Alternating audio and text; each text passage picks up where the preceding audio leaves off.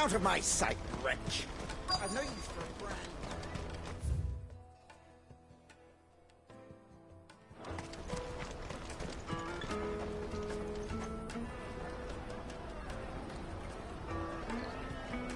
Wonders from across the water. Come one, come all, feast your eyes.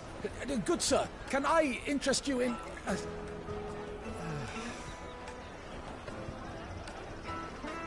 How much? For a measly crust of bread? You won't find any cheaper. Not nowadays. But you're more than welcome to look.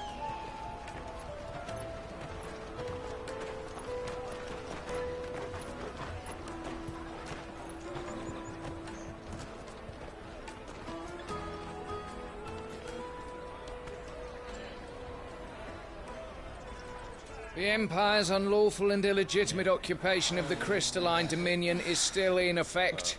Only those whose business in Twinside has been officially approved by the Republican Army will be permitted to cross the border. All who seek entry are to form a line and ready their documents for inspection. Looks like we aren't the only ones who are eager to leave. And they're checking everyone. Can't you make an Not for the likes of you. We won't get through without that pass.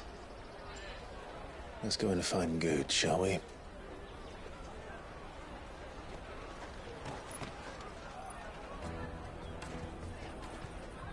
He must be around here somewhere. Come, taste my peaches! They're sweet as nectar! I'll take the large one. Ah, Good. There you are. Clive, I'm so sorry. Slow down, Good. It's me trader's pack. We cannot ride the caravan without it. Do you remember when you last saw it? It was in my pocket a minute ago. Then a bairn bumped into me and... You don't think that they might have nicked it, do you? It wouldn't surprise me. So, to get the pass back, we need to find this child. I know where! I've got a pal in Bock lad who might be able to help us. No one knows more about what goes on round here than she does. Where do we find her? She's the owner of the Crimson Caravans, up that way. Sign's got a red chocobo on it. No time like the present. You two go on ahead. I'm gonna check the rest of my stuff, make sure naught else is missing. All right. Let's keep an eye out for this red chocobo, then. And the other on our purses. What's next in the checklist?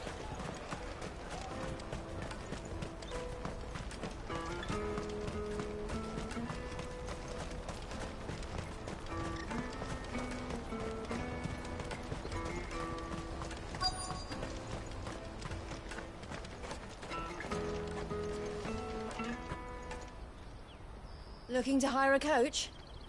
It's 10 million for a two-birder to the Crystalline Dominion. Take it or leave it. Oh, we're not here for that. Then I bid you good day. Oh, wait! Don't go, El. He's me mate. As I live and breathe. Goots, what are you doing back in Bock, lad?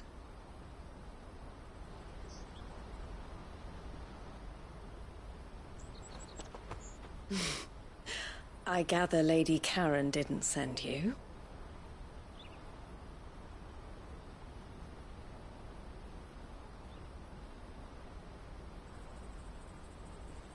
So what trouble have you got yourself into this time? It's me trader's pass. It got stolen. By a little bairn. Of all the... You're the size of a marble. Honestly. Ugh. Goots told us that you know the markets well. Might you have an idea which little bairn could have done this? We don't intend to punish them. We just need our pass back. Then, we can be on our way. I see. So neither of you has a trader's pass either. Not that anyone would take you for traders, but I suppose that's why you came to me, correct? Now, I can't say for sure who took your pass, but I suspect I know why they did it. Let me explain.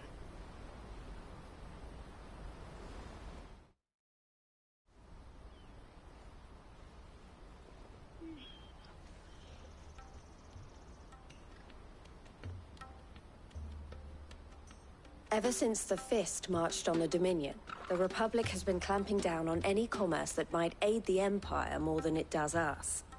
Which means traders' passes have gone from being merely a way of easing one's progress to being essential if one wishes to cross the border at all. And with demand outstripping supply, they've become a precious commodity, leading some to seek to acquire them by less than legitimate means. So the children are stealing passes to sell on the black market? Yes, and no. Passes are inscribed with the names of their owners, and yet none of the victims' names have appeared on the register of those passing through the checkpoint. Which means? That someone is doctoring the stolen passes. The same someone who is encouraging the children to steal them. And the same someone who has Goots's pass, no doubt. Whoever they are, they're ruining the livelihoods of honest merchants, which is why we've decided to take a stand. Will you stand with us? You want to get your pass back, and we want to ensure that no more are stolen. Catch whoever's behind it all, and 2 birds shall be slain with a single stone. Is there any other way of getting to the Crystalline Dominion, Goots? They won't let you in if you're not with the caravan. It's that, I don't know, try swimming across the strait. But the guards will definitely spot you if you try and do that, like... So either we find the people who took the pass, or give up all hope of it. All right. We'll help. Thank you kindly. But I don't know your name. Eloise at your service. Clive. A pleasure doing business with you, Clive.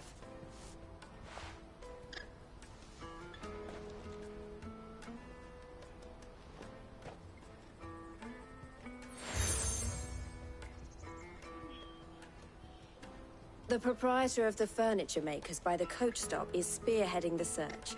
Wear that, and he will know you for a friend. I suggest that you speak with him first. The furniture makers. Understood.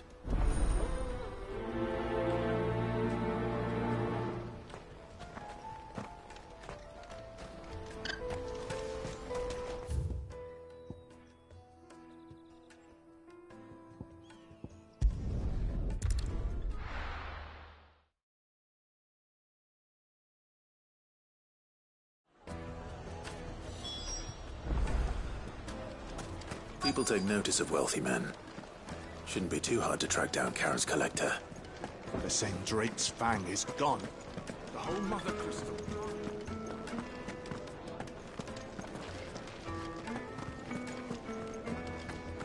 Welcome. If you're hoping for a bed, I'm afraid you'll have to look elsewhere. Back again, are you? Any more trouble than you'll be barred for life?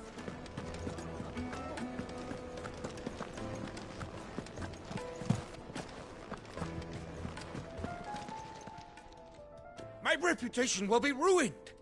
Ruined! Calm yourself, Lord Ignac. Pardon the intrusion, but... Out! Get out! I paid for these rooms so I wouldn't be disturbed. Leave me be! Please, allow me to apologize. His lordship is going through a difficult time. Radim! Very good, Lord Ignac. Would you mind stepping outside for a moment?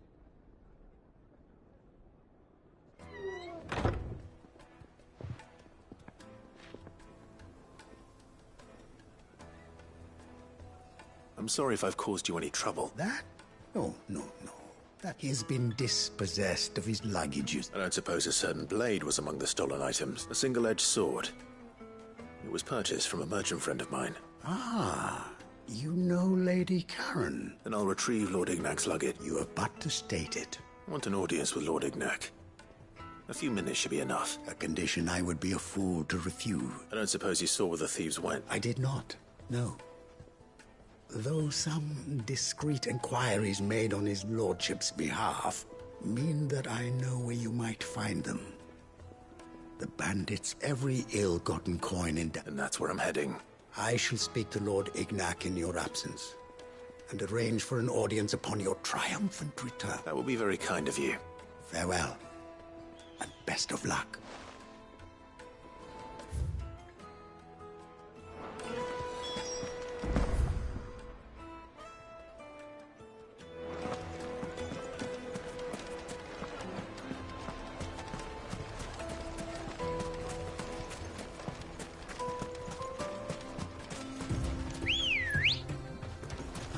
Ready, go?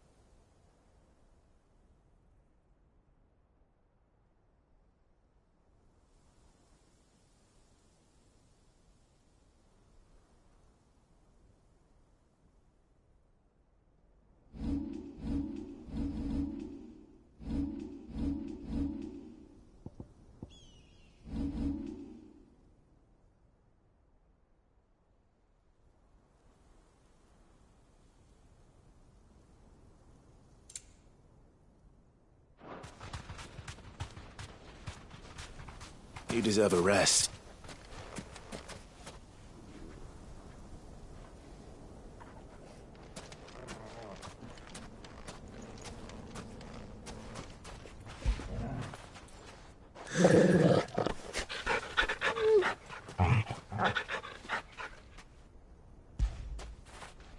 After it.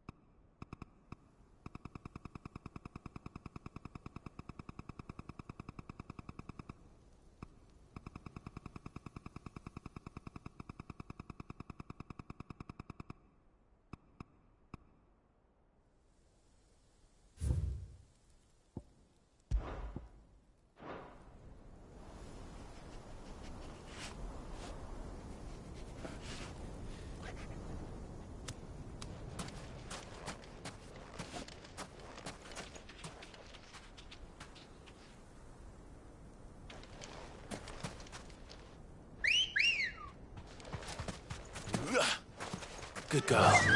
Yeah!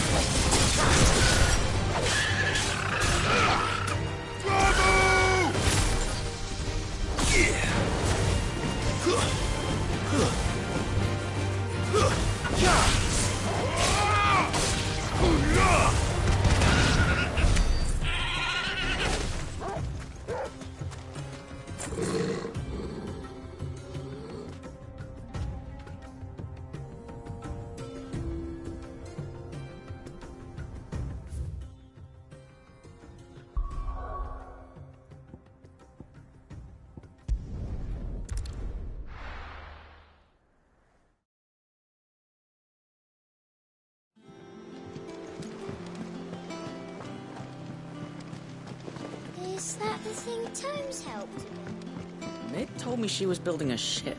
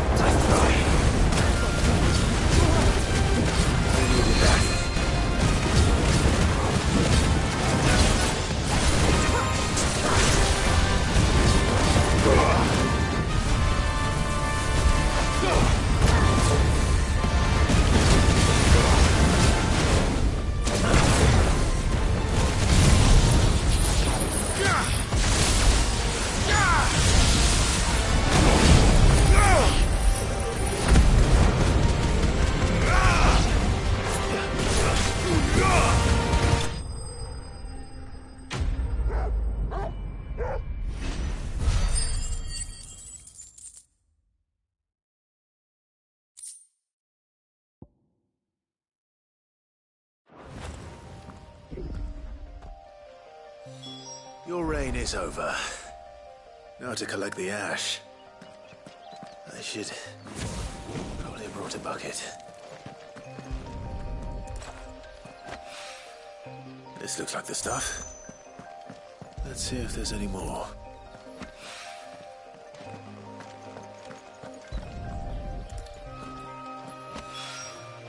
That should do it. If the wine needs more than this, he can fetch it himself.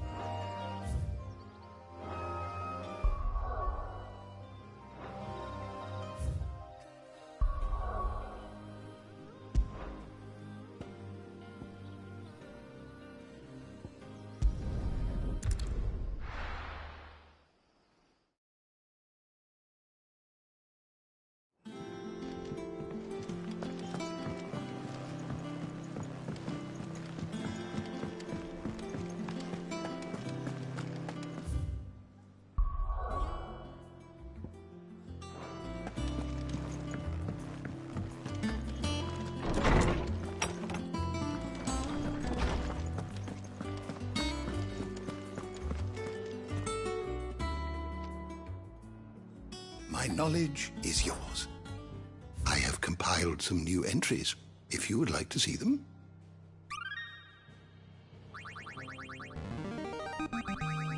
Now this, I believe you will find most interesting.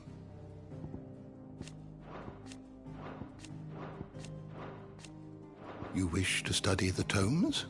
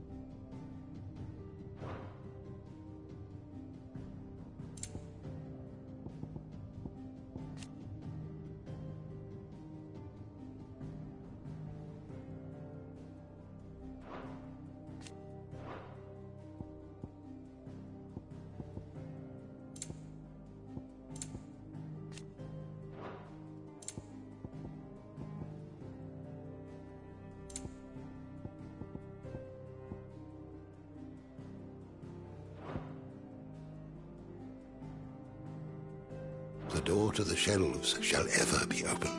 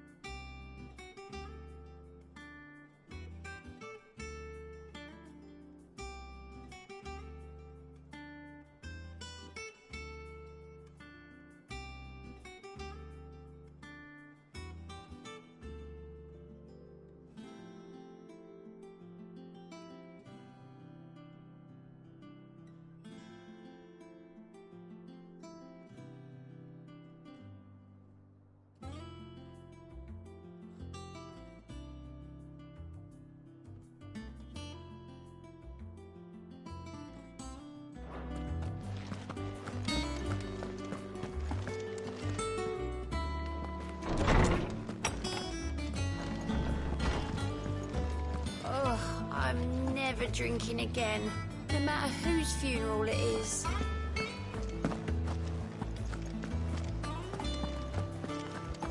He cracked the crystal too?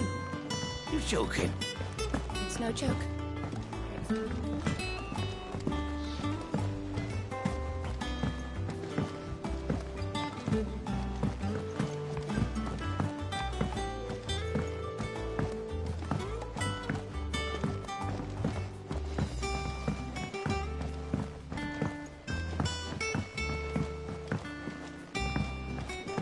Wish I could take one of our birds. I knew it was a good idea to have Editor study alongside the children. It's really stuck. I think Mid might need some.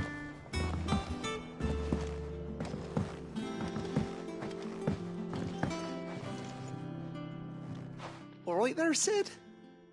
How's that hunt for the bomb ash going? I have it here.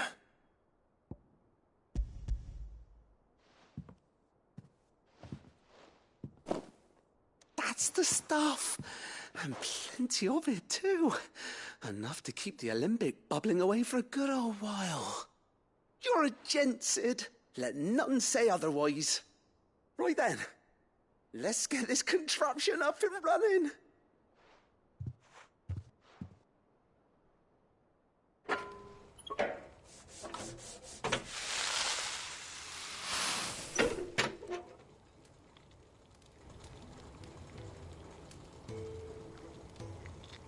There we have it. The Telemon Alembic. And it works just like the chief said it would. Very impressive. Says the man who cut down a burning boulder. Speaking of which, I still haven't returned the favor. There's no need. The good it will do for the hideaway is reward enough. Don't be silly. Why don't you let me take a look at that bag of yours? The one you keep your potions in. Reckon I could work some magic on that. What kind of magic? Well, we happen to have isolated a substance in our test run of the Alembic that I reckon will make even the toughest leather supple as anything. Thought we might use it to breathe new life into old boots and the like. Save the hideaway a few gil. But I reckon if we slap a bit on your bag, it'll loosen it up enough for you to squeeze in a bottle or two more. Well, it can't hurt to try, I suppose. That's the spirit. Leave it with me. I'll only be a mo.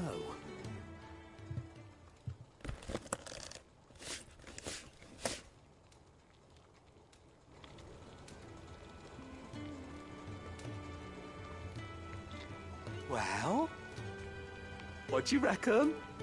It certainly feels more flexible. Right? Told you. Thank you. I think. No. Thank you for supporting Mid and the rest of us in our endeavors. Without you, we'd never have been able to discover wonders like that stuff I rubbed on your bag. And I'm telling you, there's plenty more where that came from.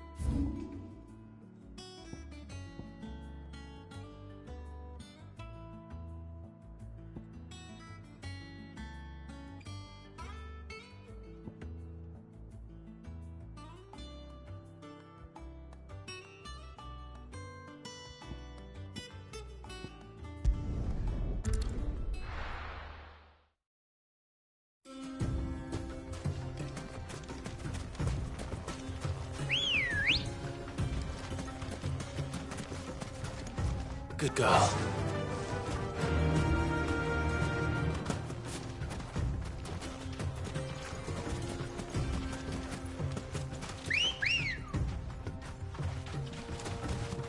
Let's go.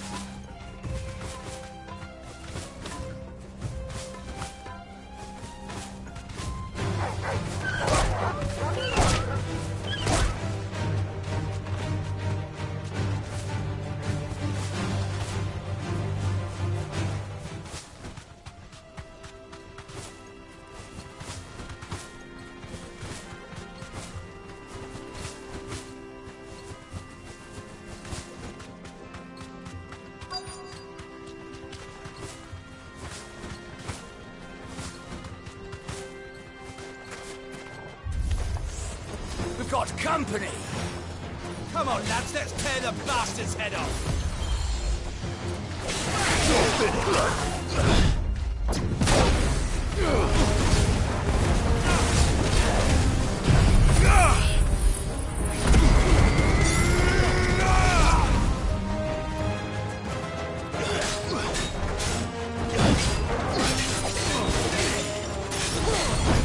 Nice try.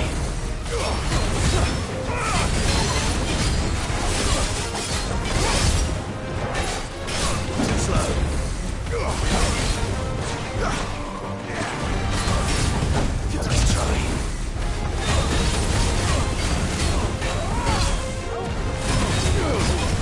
Nice try.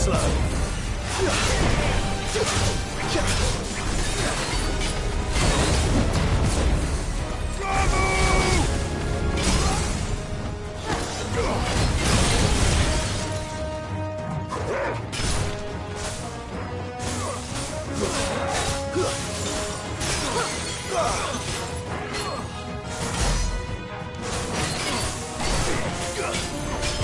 Nice try.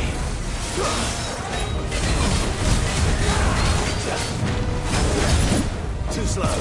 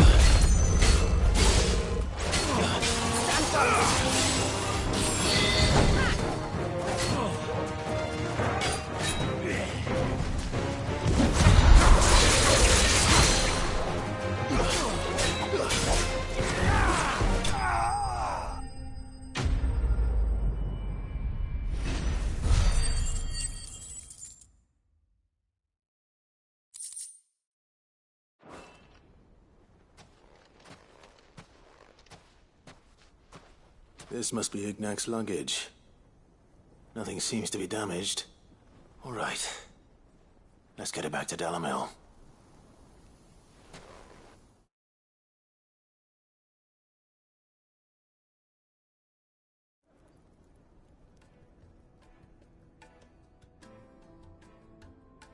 I hear I have you to thank for the return of my effects. What shall I call you, my good man? Wyvern. Glad to make your acquaintance.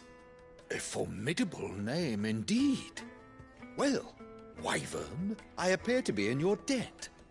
Radim here tells me you wished for an audience. Is that all? A few moments of your time should suffice, yes. You're a peculiar fellow, Wyvern. All right. Speak. Master Wyvern was wondering if you could tell him about a certain single-edged sword you recently acquired. Oh, a true work of art, that one. Karen drove me hard on the price, but I would have sold her Radim here to get my hands on that sword.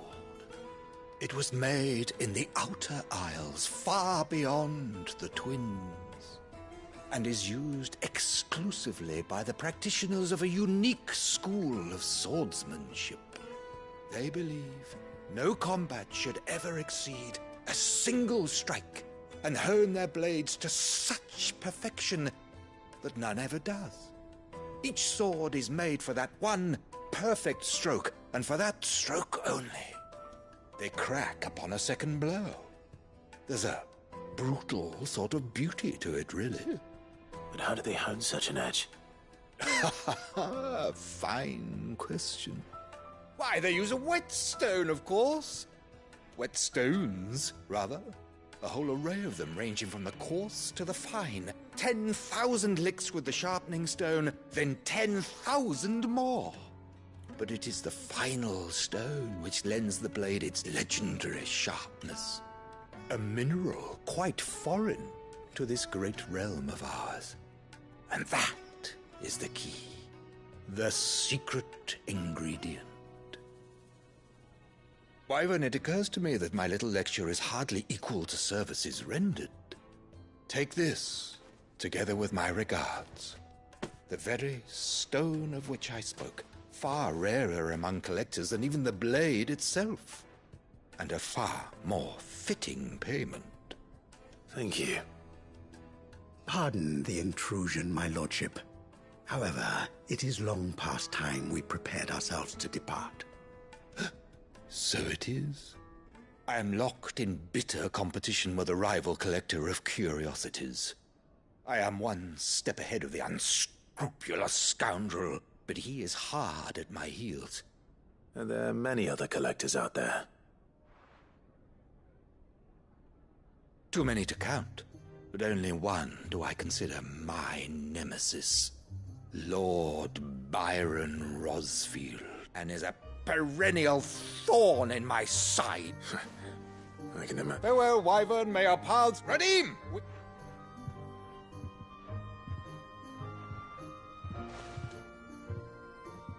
I think his lordship is rather taken with you, Master Wyvern. Coming, my lordship. I'll be right there.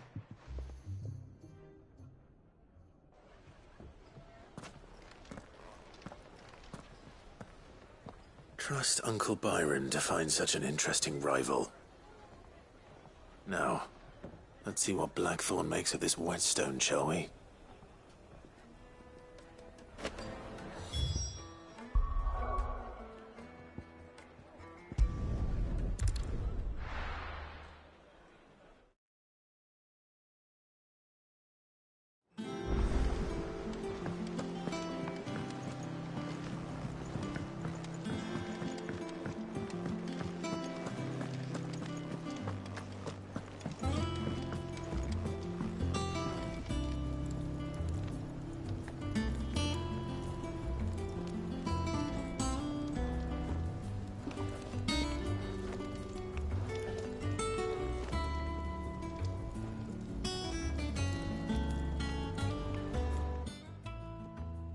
Sorry, but hopefully you'll agree it was worth it. You learned something about that sword, then?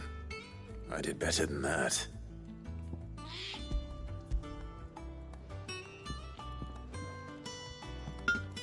A whetstone.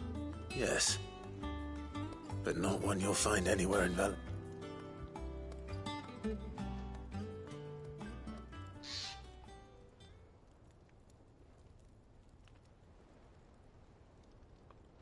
No wonder I couldn't get the same finish on the grinding wheel. One hit and all done, eh? Might not be so bad if all you ever fought were duels. Good luck on the battlefield. Your second opponent would be your last, no matter how good you were. Even so, is there some way it could be used to give the curse breakers an edge? I think so, yeah. With this whetstone and the right kind of steel, I could probably even make a twin of the blade that rattled me. But there'd be no replacing this little rock once I worn it down to a sliver. I reckon we get a dozen swords from it, if that. Swords that the curse breakers wouldn't know how to wield properly, and that would see them through a single fire piece. Nah, no point trying to copy that thing. Be about as much use as a wax anvil. But finishing our blades with a whetstone this fine, now that's something to consider. And what's finer than fallen masonry, eh? Or just imagine it. Good Valisthian steel with an I won't make a copy, nah. I'll make something much better. I'm sure the curse breakers will be delighted. I've been working day and night since I was half your age, and I'll still be here when you're long gone. Hey, thanks, Clive. I mean it. I owe you one, August too. It's good to know someone's looking out for me. You'll be happy to hear you said that. And I'll see that my debt to you's paid. First new blade I make's got your name on it. You come and find me when you've got the materials. All right.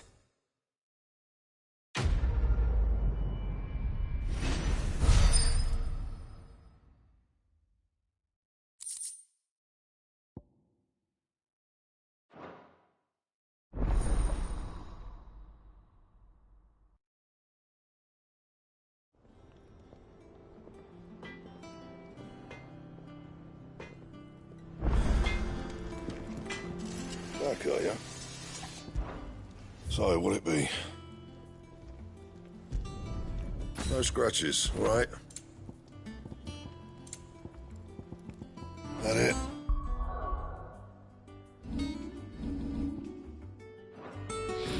Fine.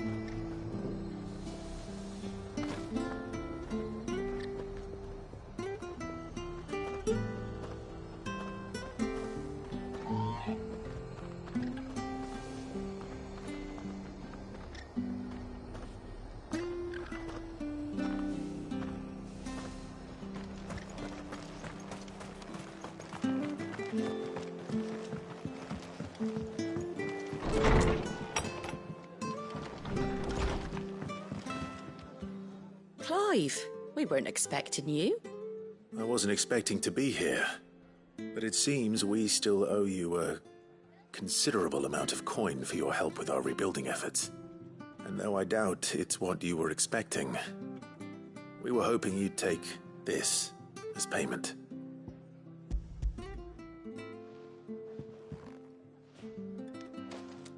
A star ruby? I can't accept this. It's worth at least twice what you owe me. More if you can find yourself the right buyer. Think of the difference as interest. Interest? If word got out I charged that much, no one would ever borrow from me again. Anyway, why are you the one here asking me about this? I'd have expected Otto. Bit much sending the Lord Marquis out to sell your debts, isn't it? The old goat working himself to death again. Something like that. Most days I think he's the only reason the hideaway's still standing. Same as always, eh? Back when the place was nothing but a twinkle in the eye of a recently retired Lord Commander, word is he was the first one Sid reached out to. Probably knew that without his strong arm and level head, the idea would never get off the ground. Sid may have been the face of the hideaway, but Otto's always been the backbone. And when Sid passed away, we were all worried that would be the end of it. That Otto would just give up. His death was hard on everyone. But it must have hit Otto hardest of all. But he didn't give up, did he? Quite the opposite, in fact. If I recall, he was the one who nominated you as Sid's replacement, and rallied the rest around you. I reckon what he saw in Sid, he saw in you too. And don't we all? Doesn't hurt that you're half as stubborn and twice as handsome, neither. That, and you keep good company. I suppose I do.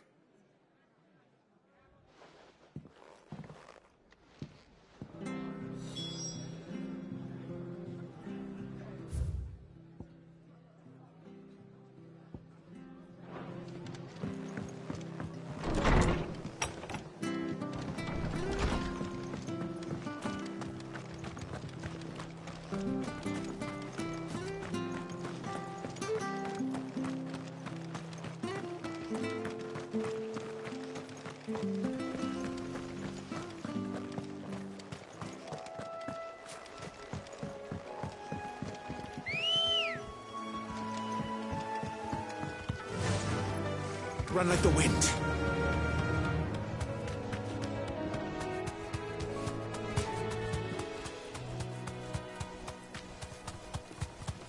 Company.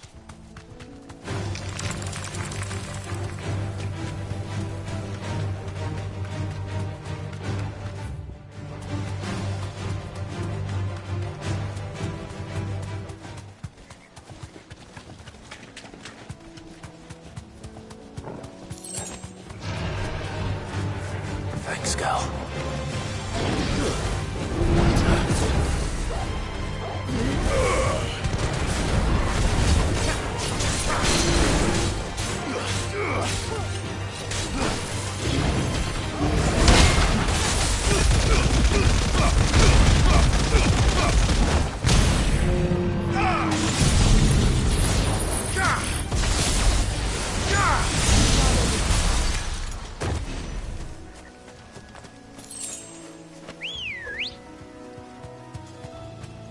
Let's go. Yeah! Well, it's certainly quiet. If I were a giant antelope, it would seem like just the place.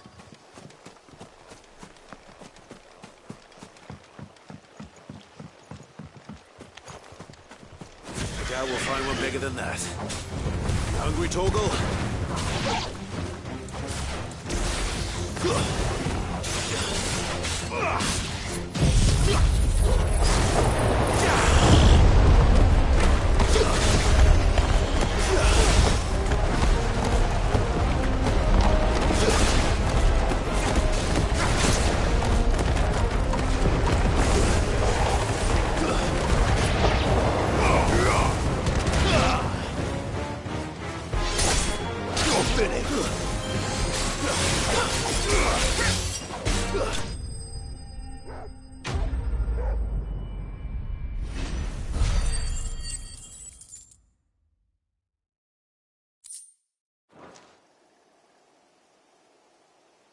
Now...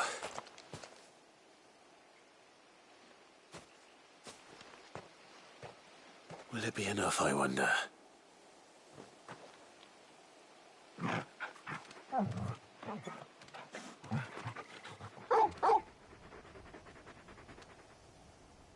I say that answers my question. Which means we owe the lawsman our thanks. You're just a big puppy, aren't you? A very big puppy.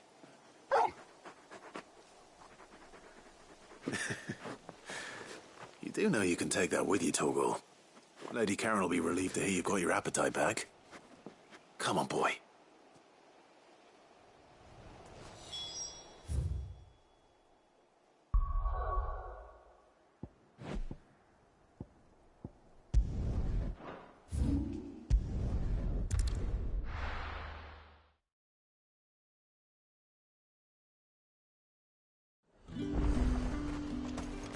There's talk that the glass gate flow.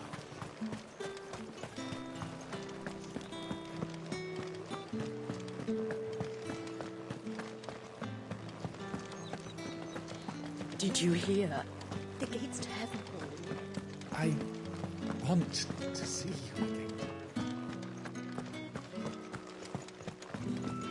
What am I going to do without Sweetwater and oil of talc? Milady, I come bearing gifts. Gifts? Whatever is the occasion.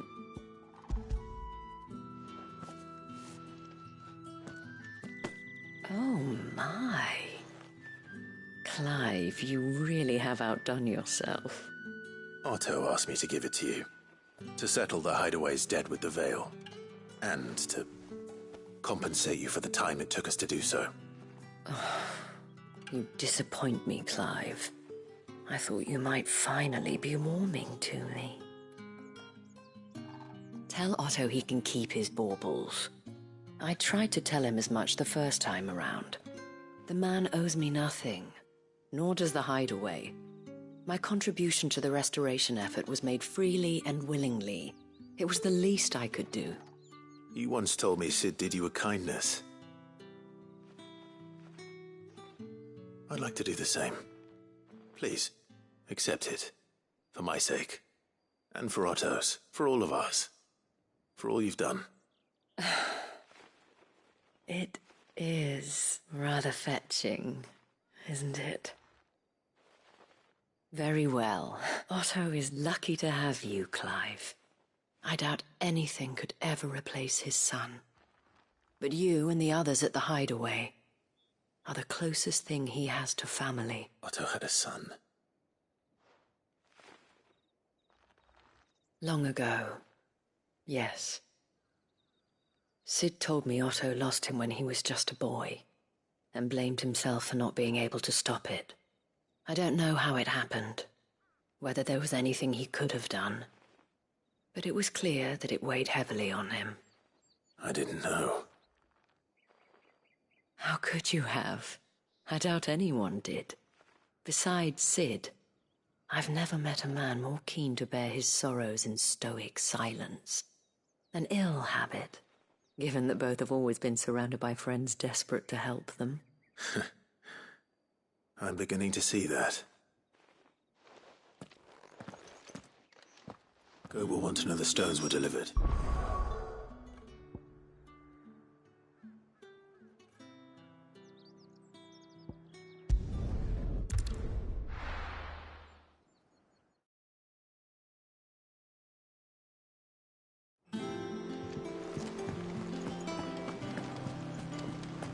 Is that the thing Tomes helped to build? Mid told me she was building a ship.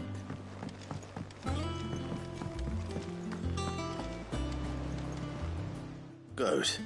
Still alive, I see. So Lady Karen accepted the ruby. About that, I tried my best, but she was just too stubborn to take it. She threw it right back in my face, in fact, and told me I could stick my stupid stone where the sun don't shine. Karen refused payment. I hope it wasn't something I said. I'm sure you were as tactful as ever. Oh, wonderful.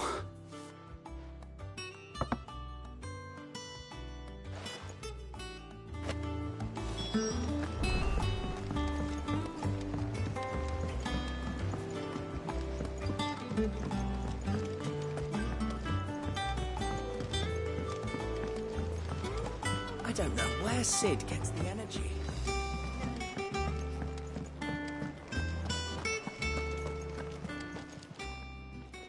Lady Karen, Goad tells me you weren't happy with our offer. Would you prefer the debt was repaid in coin? What debt? I don't recall lending any of you lot me hard-earned gil. I may have tossed a talent or two in the hideaway's coffers, but those were donations. And you can hardly call it charity if you go asking for it back. Of course not. But one good turn deserves another. And our circumstances have changed. Surely you wouldn't shun the gratitude of a pauper who happened to have become a prince. Oh, so you're a prince now, are you? Fine. But I'm selling it and taking what I'm owed, then you're getting the rest whether you like it or not.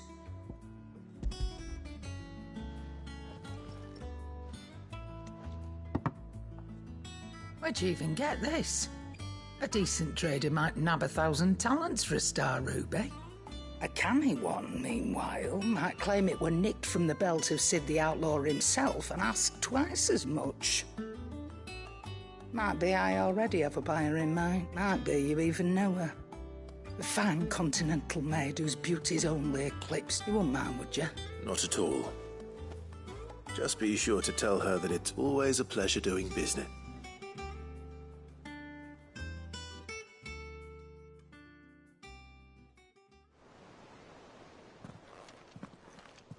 I hear you ended up delivering all 3 stones. Thanks to this lump. I sometimes wonder what I pay you for. Speaking of which, I still haven't been paid last month's wages. Oh, so you remember what's owed to you then? Get your ass behind that disc of yours and don't get up before those ledgers are square. Right away.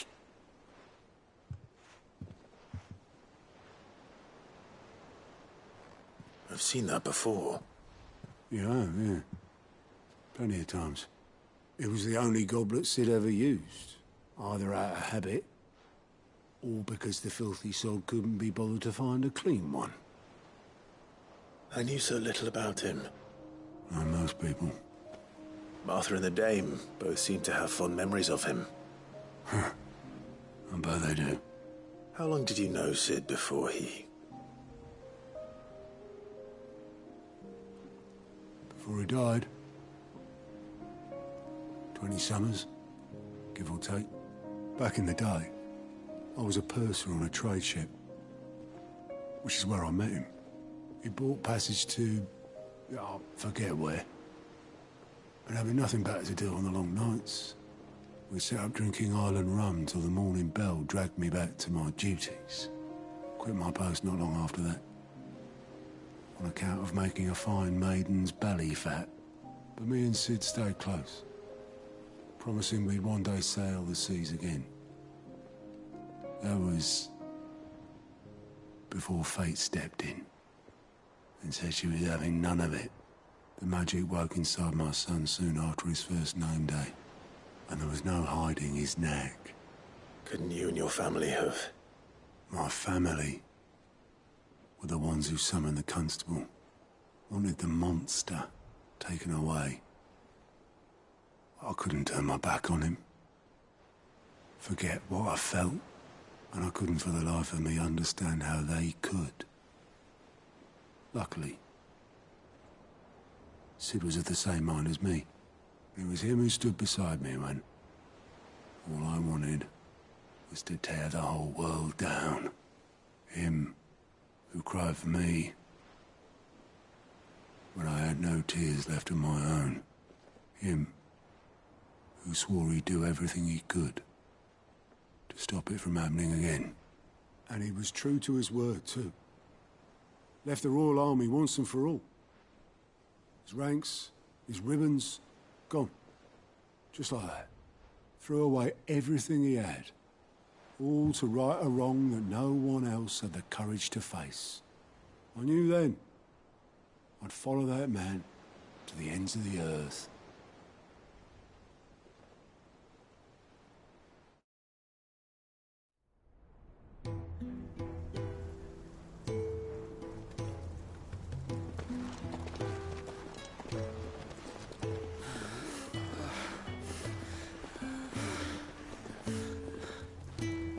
was always too clever for his own good, was Sid. Saw the world for what it really was, while the rest of us were content to go along with the lie we were shown. And it can't have been easy, bearing that burden alone.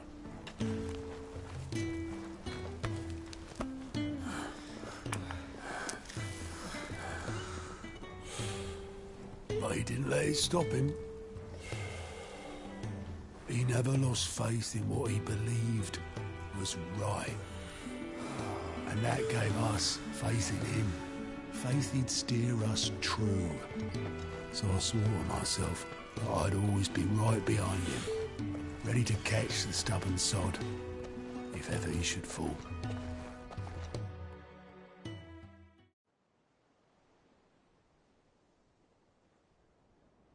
But I couldn't even do that.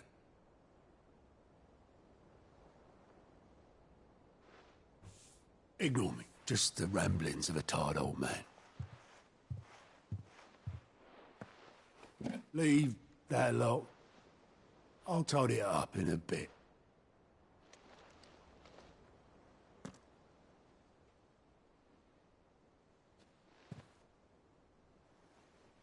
This is Sid's handwriting.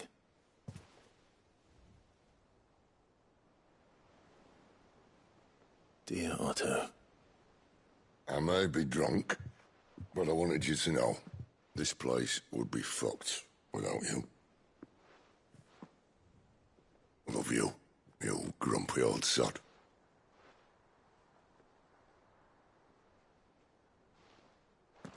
This note. Hmm? What about it?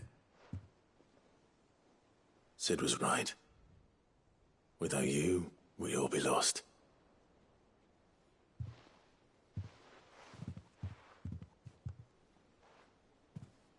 He should have bloody well said so then. Just once. Before he went. But then, why would he? Him, or anyone?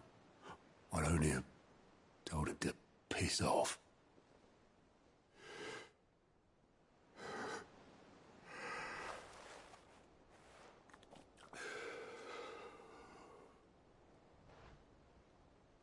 You're wrong, though. Both of you. It was never just me keeping the hideaway afloat. It was all of us. I just shoved people in the right direction. I barely seem to be able to do that anymore.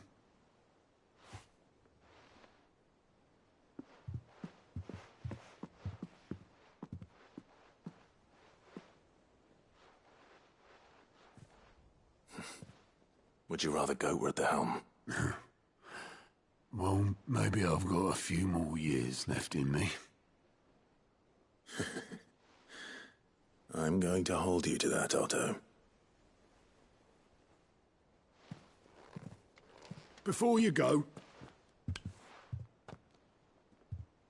Sid would have wanted you to have this. But that's... This'll do me just fine.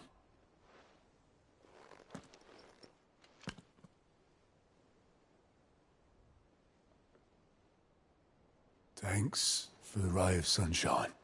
I'll see if I can't pay you back. Already have.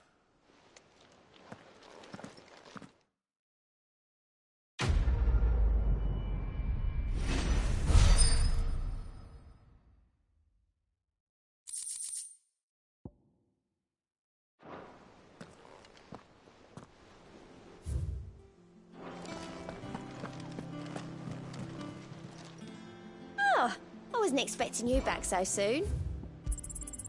All yours. Best of luck out there, Sid.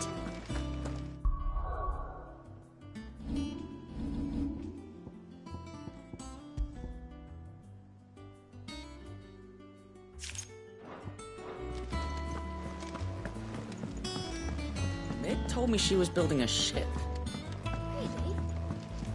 Is that the thing Tomes helped with?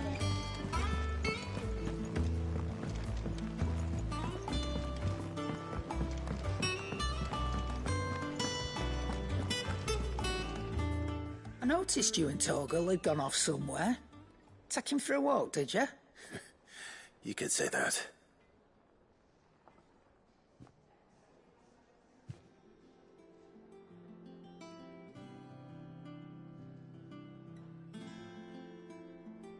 So, Molly's leftovers weren't good enough, eh? That'll teach me for treating you like you're still a pup. All right, no need to shout. Now we know what you're after, I can see about getting some in. Speaking of which, I brought one for later. Can I leave it with you?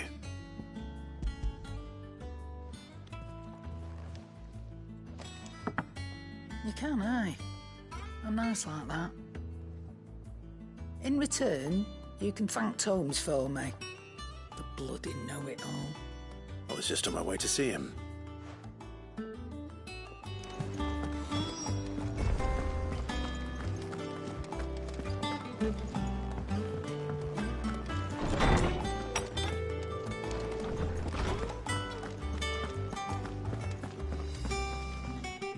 Ah, Clive. Were you able to locate your quarry? We were indeed, Lawsman. Very good. Lady Karen sends her thanks, by the way. Ah. But that reminds me, do you recall our conversation concerning Lady Jill's role in Torgal's transformation? About how she somehow woke the power within him? Precisely that. A reasonable conclusion, I thought. But one which raised certain questions in my mind. The Fenrir of legend served Shiva and Shiva alone, and while the powers attributed to him are certainly impressive, the records imply they are somewhat different in nature to those you described Torgal as having you. What are you suggesting? That Torgal may be the beneficiary of more than one icon's power. Consider that in addition to Lady Jill, he has served as a loyal companion to you, your brother, and even the late Cid. In short, the icons hitherto near at hand, or should I say at paw, have been diverse and plenty, and that number has only grown as the realm's dominance have fallen to your sword. One can but speculate as to how all of this has affected Torgal. He has seemed more fierce of late. And if I am not mistaken, he will grow fiercer still. We are fortunate indeed to be able to count him amongst our allies.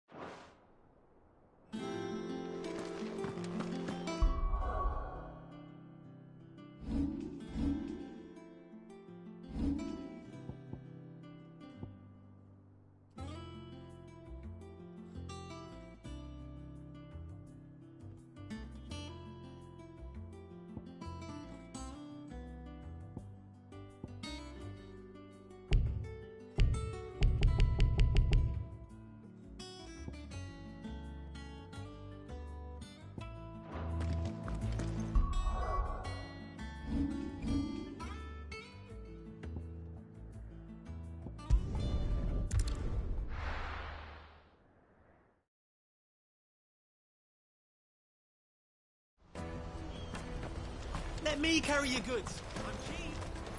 Well met.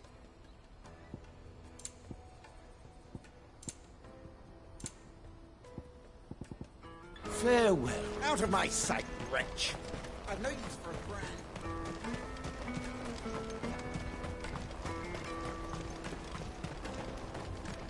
Come on, come on! The caravan stops next. Juicy pears! Take your... Are you the furniture maker? Looking for something in particular? Ah, and Eloise collared you too, eh? Then I expect you want to know more. She told me you were leading the hunt for the pickpockets. What have you learned? For one, that they're targeting the traders carrying the biggest packs. Harder to watch your back, see? And less chance of the mark giving chase if they're spotted. Not that they'd be likely to catch them. Those imps know every inch of this warren like the backs of their hands. Their eyes must have lit up when they saw Goots. The fishmonger round by the gate's been trying to track down the children involved. You should go and have a word with her. Thank you. We will.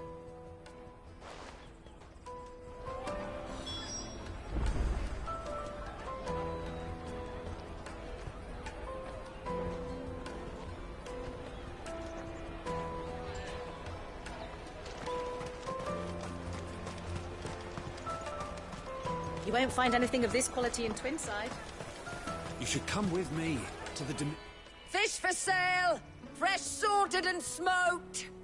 Can I interest you? Ah, sorry. Message from Eloise, is it?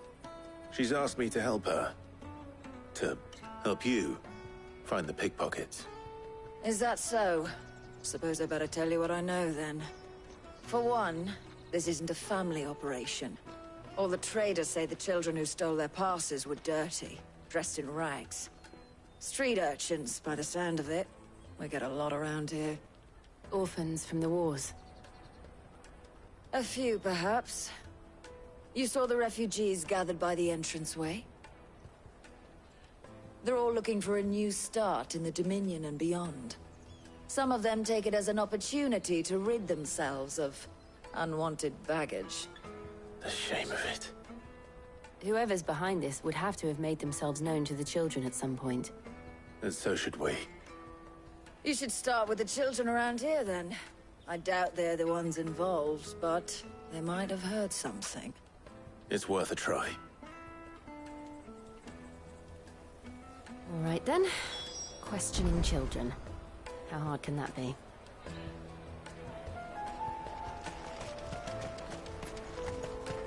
Remember when half the people coming through? Come, taste my peaches! They're sweet as neck! Excuse me. Do you mind if I ask you something? Can't stop you. I was just wondering if anyone has asked you to do anything out of the ordinary recently. Anything you grown-ups ever ask us to do is shut up and go away. So guess what I'm about to tell you to do? Sorry. I'll leave you alone.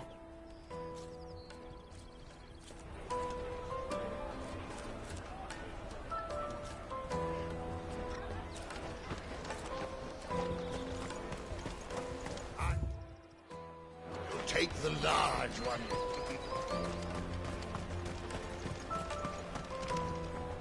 Do you have a moment? What do you want? What I want is to know who's asking children like you to pick pockets. I don't know. Nobody's asked me. What's picking pockets? Do you get paid for it? No, you get in trouble for it. So if they come calling, you know what to tell them.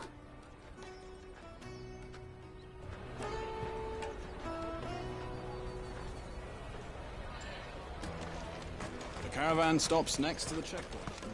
Jug of snake spit. Excuse me? What do you want? I don't have any money. It's all right. We're not going to hurt you. We just want to talk. What about? We've heard that some very bad people are making children like you steal from travelers. We need to know who's behind it so we can stop them. I don't know much about it, really. But my friend, Honza, he said he got a job. Doing something dangerous. Sounds promising. We need to find him and ask. Do you know where your friend might be? He's usually by the tents outside town. Thank you. You've been very helpful.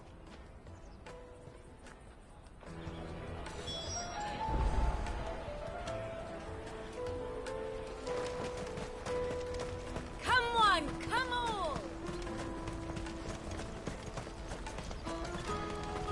Peaches and pears. Let me carry your goods. I'm cheap. Porter for hire. That's that then. She must have meant the refugee camp. Let's hope he's still nearby. There are no crystals here. We have to keep... That big fat donkey was easy pickings. He wouldn't have noticed if we'd robbed his boots off him. Yeah. Wish we hadn't handed over the pass, though. Could use one of those things to get out of this dump. Chance would be a fine thing. The moment they found out, they'd string us up by our guts. Would they now? Perhaps you'd like to introduce us to these charming characters. Shit! We're in trouble now! What do we do? You two get caught if you want. I'm off. I'm Hansa, where are you going? So that was Hansa, eh? Jill, you watch these two. I'm going after him. All right.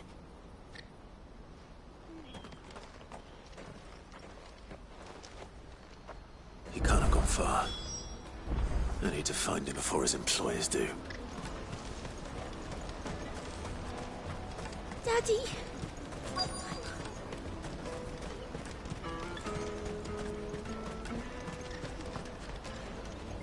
Did you see a boy run past? He stole something from a friend of mine. There was a boy ran back there towards the chocobo pen, but... Thank you.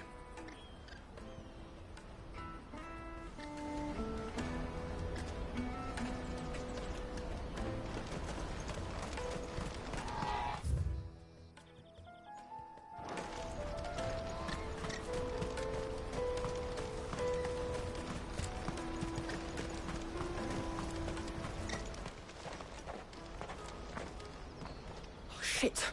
Cornered. It's all right, Hunter. I'm not going to hurt you. I just want to ask you some questions. Fine. Not like I've got a choice. I'm looking for the people who are making you steal for them. Who are they? Called themselves the Carstones. They said they'd give me good gill if I did what they told me. I knew they were bad, but bread doesn't come for free. Didn't come at all half the time, before I started buzzing for them. You know, if I didn't do it, they'd just pick on someone else. Someone they could push around easier.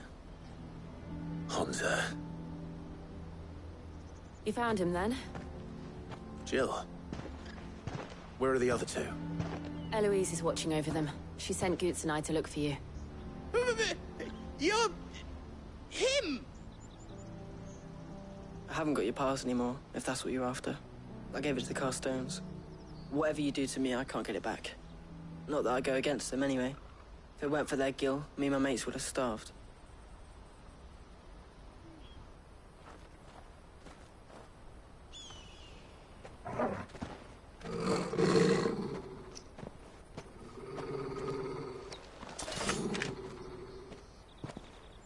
Cowards. You will not force another child to do your bidding. Wait, we're not... Don't hurt him.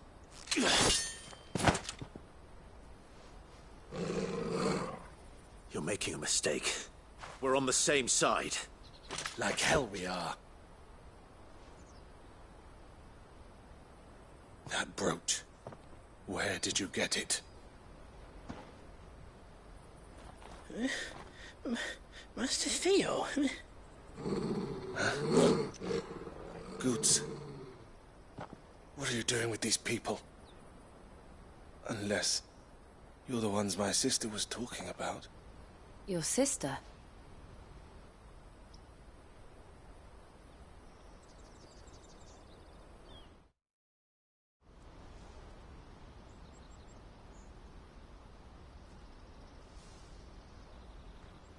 Eloise didn't tell us she had a brother. And why would she? I'm just her back and a blade. Theodore, at your service. Sorry about before. Theodore, what do you know of the Cast Stones? Vultures who have made Boklad their hunting ground. They prey on the desperate, stealing from those with gill and bullying those without it into joining their flock. I'd been looking into their activities in hope of sparing the refugees any further hardship.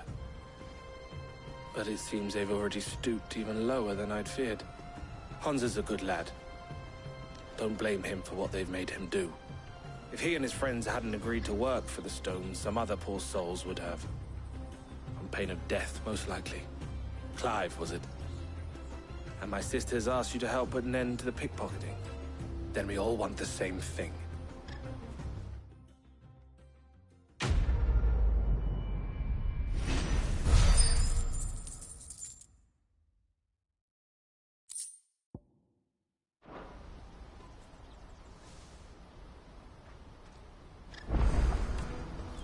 Oh, where is it?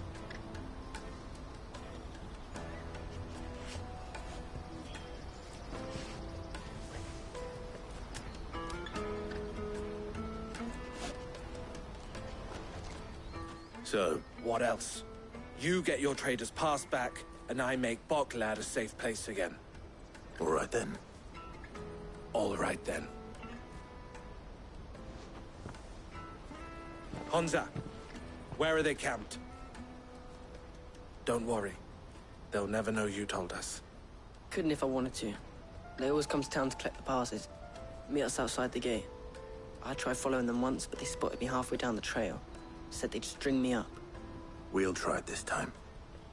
Which way were they going? Back down the road towards Leighton's Cleft.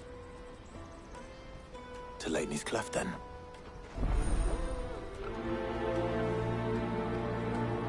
Laney's Cleft is to the south, past the camp.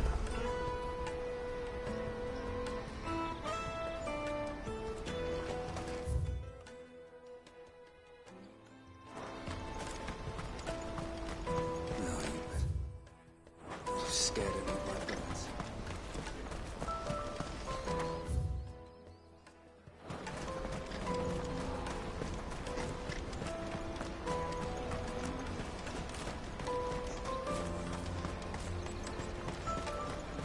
No use calling Ambrosia now.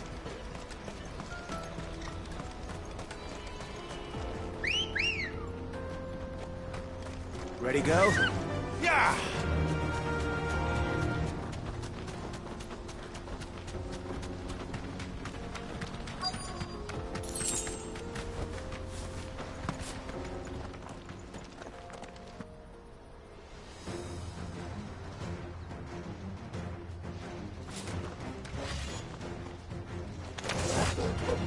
That's the one who's been sticking his nose in our business. You should have minded your own.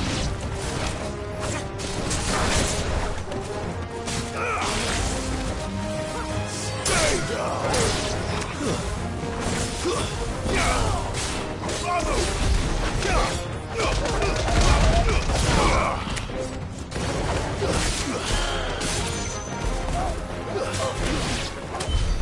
I doubt these were the ringleaders.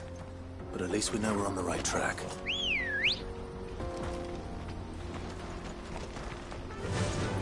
Fly, Ambrosia.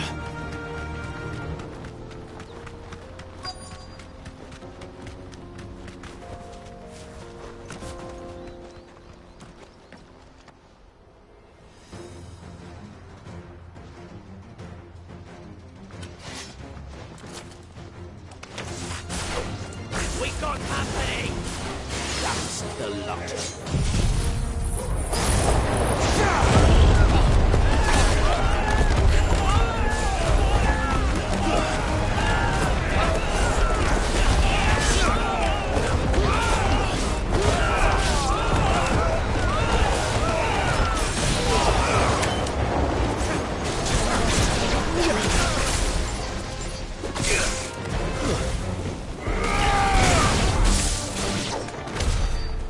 Soldiers. Fewer now. Let's go.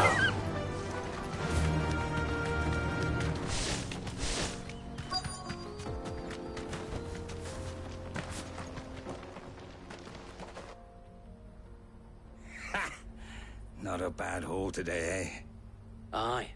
Some of our new recruits are natural-born ne'er-do-wells. Especially the little ones. That Hans has got nimble fingers, all right. It will be a shame when they chop them off.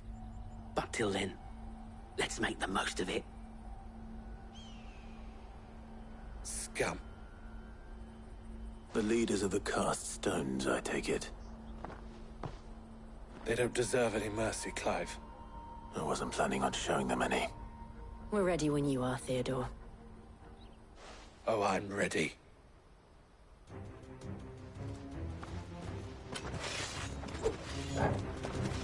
Fuck! It's that guard from Bockland! Kill him! Kill them all!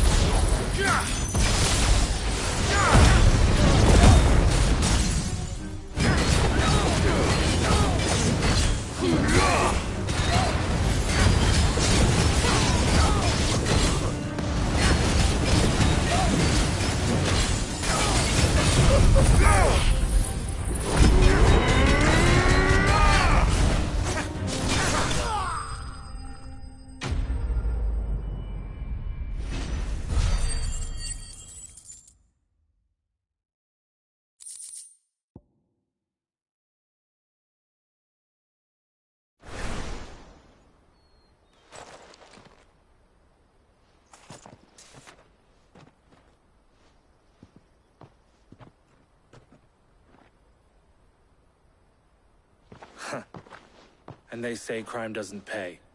Gold chains, rings, purses. And traders' passes.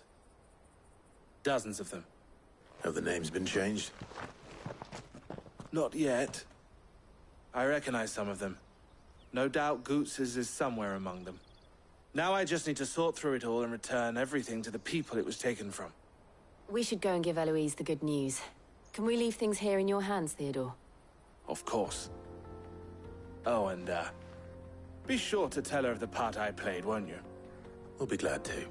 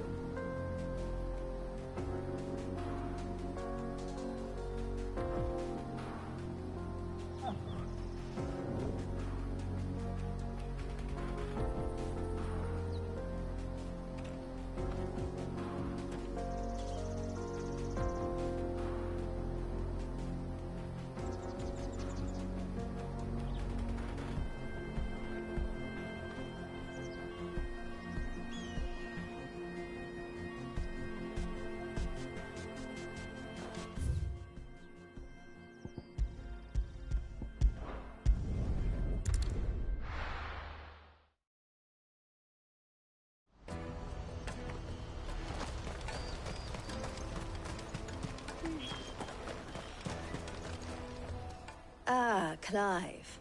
How goes the hunt? My brother isn't getting in your way, I trust? Quite the opposite.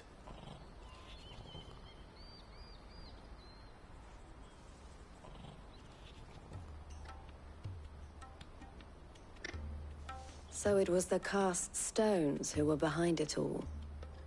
Theo told me he'd been on their trail. And their demise solves 3 problems at a stroke. That of the pickpockets, the bandits pulling their strings, and the passes they were stealing. I only hope yours is among the items you recovered.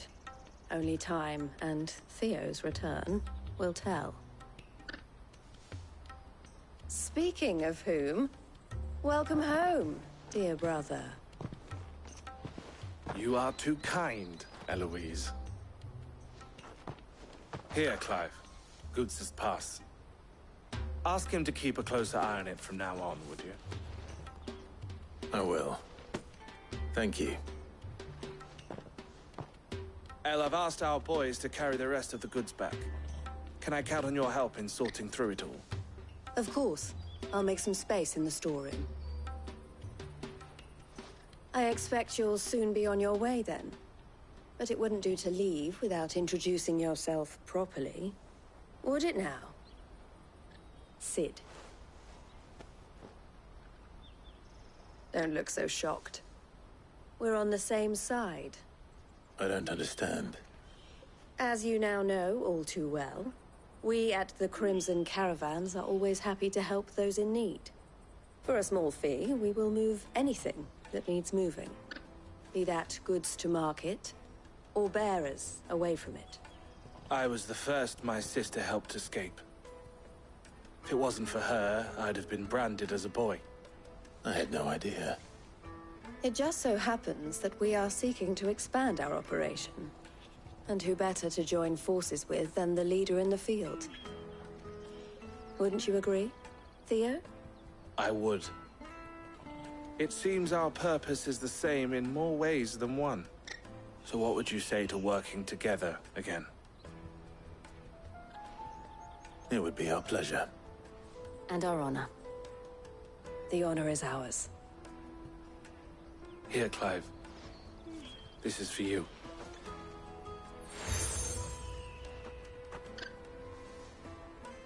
What is it? El has friends in high places, while I have associates in, lower ones. That mark is proof that you're a friend to us both.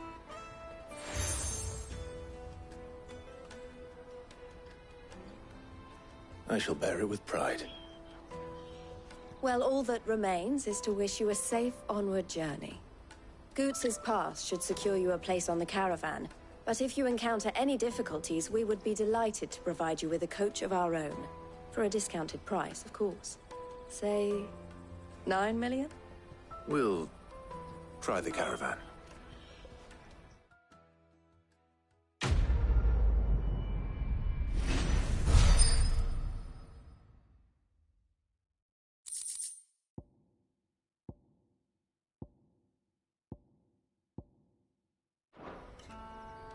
Right then.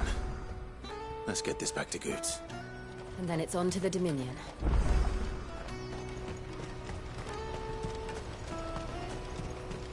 Let me carry your goods. Pardon me, but would you...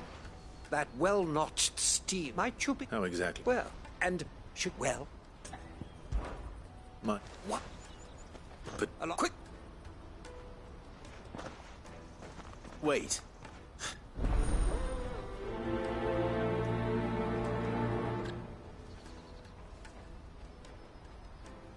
I better... Make sure he doesn't get himself killed.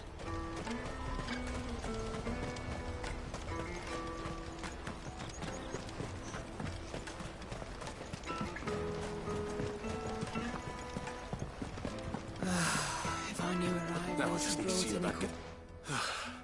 I want to know right away. Bad news. Good, actually. Something worth celebrating for a change. Only trouble is, the serving girl's still new to the job, so I can't leave her while I go and invite those I'd like to celebrate with. What exactly are you celebrating, if you don't mind me asking? I've come by a particularly fine bottle of red. A Gotan 66, no less. Gotan Rouge is the only good thing to have ever come out of the Empire. And most wouldn't part with a 66 if you held a knife to their throats. So I've heard. Oh, so you know of it then? Clearly you're a gentleman of taste. A gentleman who might sympathize with my predicament, perhaps? Would you pass the good news to a few friends of mine? I'll give you a little something for your time, of course. Sounds simple enough. So you'll do it? Marvelous. Thank you. You won't need to go far. All three of them should be right here in the market. There's Aldrich the porter, Milan the butcher, and Bolek, a guard over at the north gate. Three of the finest fellows in Boklad, if you ask me. Tell them to come to the tavern when they've finished for the day. Stop by again when you let them know, and I'll give you your little something. I'll be right back.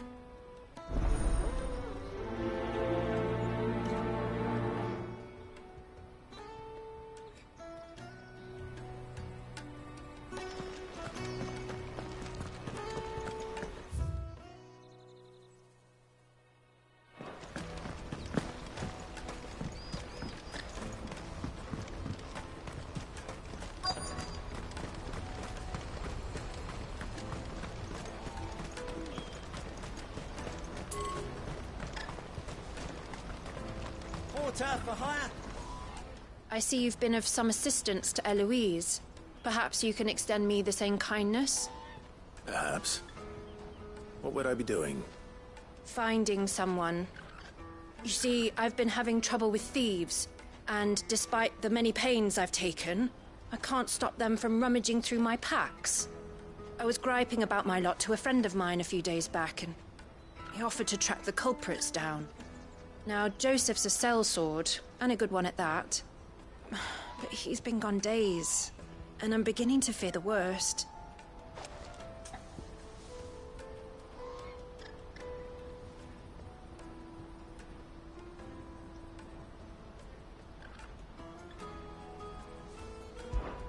Any idea where his search for the thieves might have taken him? The old Zemeckis Road, perhaps? He doubted they would be fool enough to linger here in Boklad. Joseph's lived a hard life. Made him grey long before his time. I just pray he hasn't been killed over a few sacks of grain. I can't imagine there are too many grey-haired sellswords around. Hopefully someone will have seen him.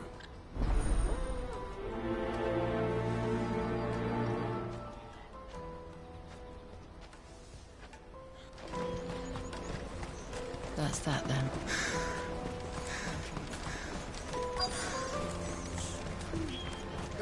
crystals here. We have to keep going. What do you want? I've no coin on me. Just information. Has a sellsword passed through here? Grey hair. Now you mention it, there was a young man with salt in his mane sneaking around out there a while back. Which way did he go? How am I supposed to know? Buggered off down the road, I expect. Now why don't you do the same and leave me be?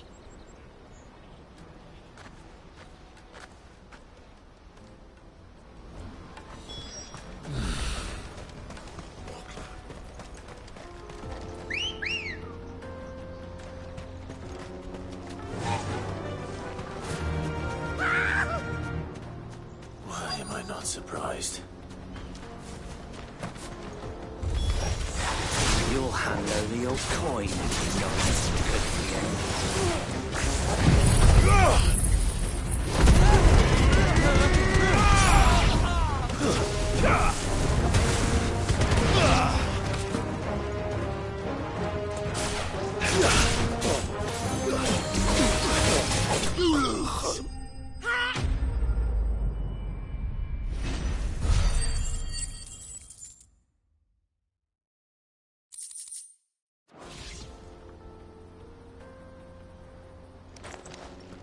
Are you hurt? Happily not, good sir. Thanks to your timely intervention. More importantly, we have arrived. Now, feast your eyes upon the marvel before us. Ruins, a relic of the fallen civilization. A sight so common that man is oft blinded to its wonder. Colossal vessels, dashed from the very heavens. Airships, we call them, with very little thought to what wonders such a word might describe. Oblige me if you would. Does anything strike you as peculiar about this particular specimen? Though we ourselves find fallen ruins to be nigh indestructible, whatever gouged the final sin from the rock cleaved clean through the structure you see before you. A tantalizing mystery, no doubt, but merely one of countless enigmas in which Zemeckis history is steeped. Come, good sir. Our expedition continues, and we still have much to learn.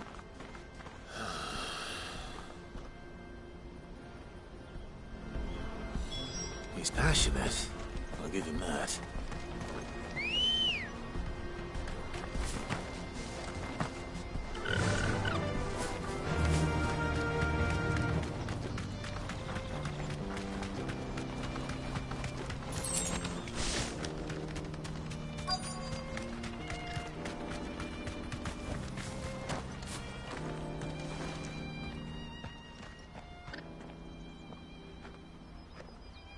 We don't want any trouble. Neither do I. I'm looking for someone. A grey-haired mercenary. Well, we haven't seen him. Yes, we have. We saw him climbing up the rocks. Those ones, over there. Maybe he found his thieves. Mum won't let me near them. She said there's goblins up there, and that they eat little boys for dinner. Shush, now. You've said quite enough already. I only told him what you said. I'd listen to your mother if I were you.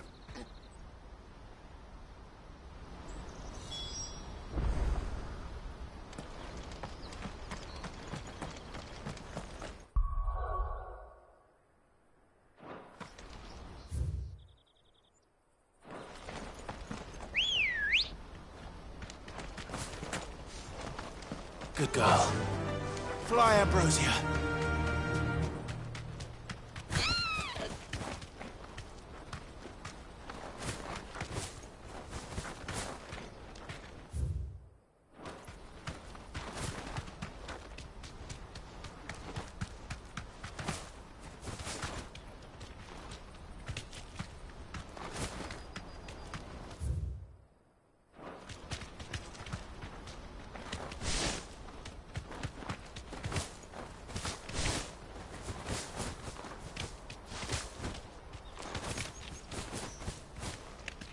Joseph's thieves really lug their stolen wares all the way out here.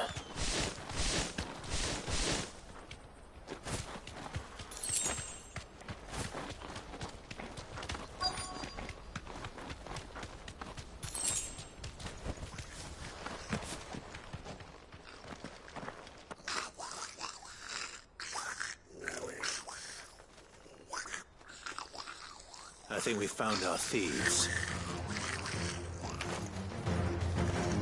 They don't look happy to see me.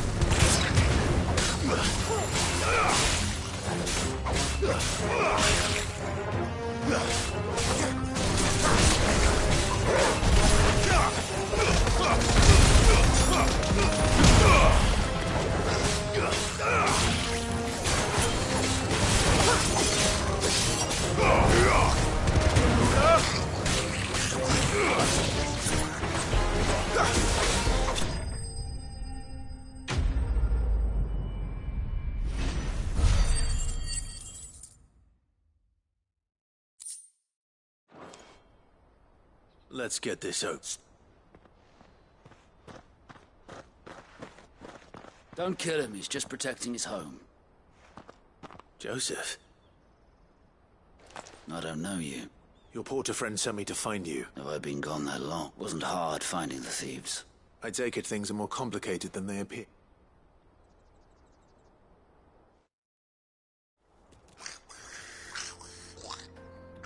I'd all but ruled out bandits before I even left the market. You know why that is? Because our thieves had no interest in gold or gems, or anything they couldn't eat for that matter. Add to that the rumors of goblins in the area, and the mystery practically solved itself. I soon found their cozy little homestead, and all the missing food.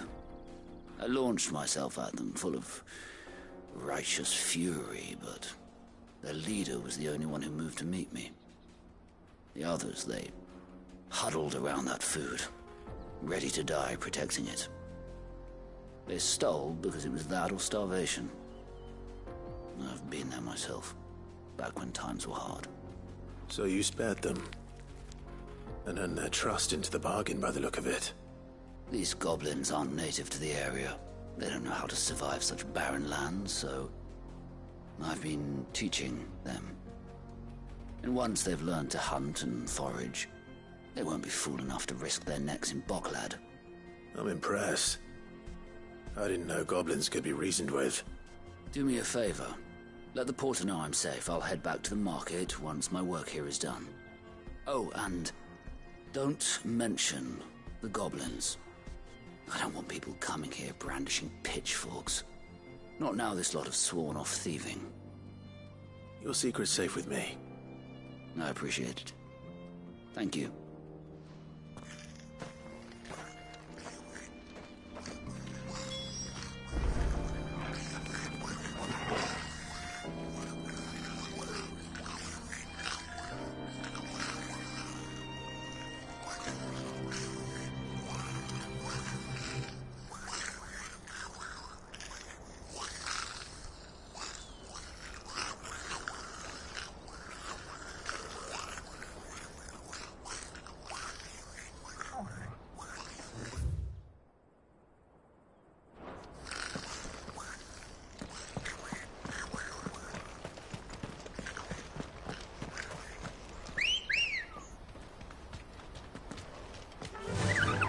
Faster!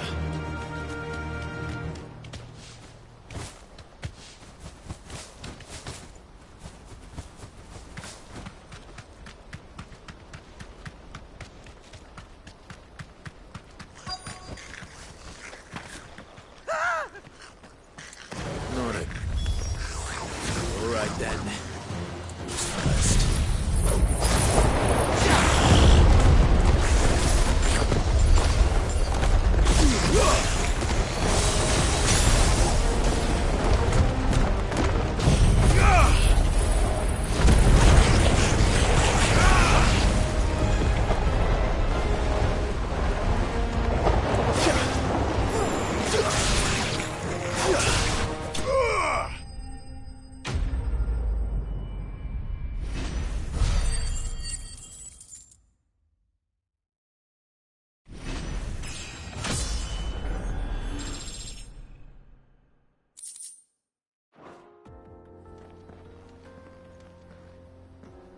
You're going to get yourself killed. Oh, that would not do. That would not do at all. Not when such majesty stretches out before us. Behold, the final sin in all its glory. As Moss tells us, a battle was fought here in ancient times. A battle of such ferocity that it tore a great crater in the very land upon which it was waged. In reaching for their holy sanctum, did man enrage the gods, and great was the vengeance that was rained down upon him. Alas, the full truth of the matter is lost to time, though I live in hope that I might see it discovered. But we must not dwell upon such things. There is more yet to see. Onward! History awaits!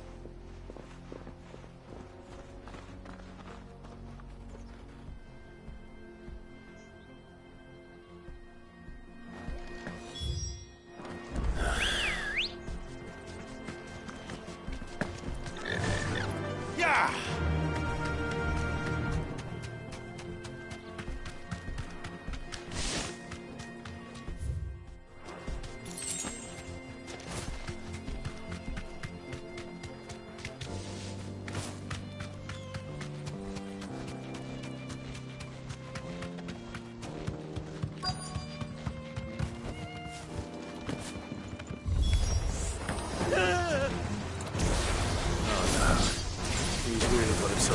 This time.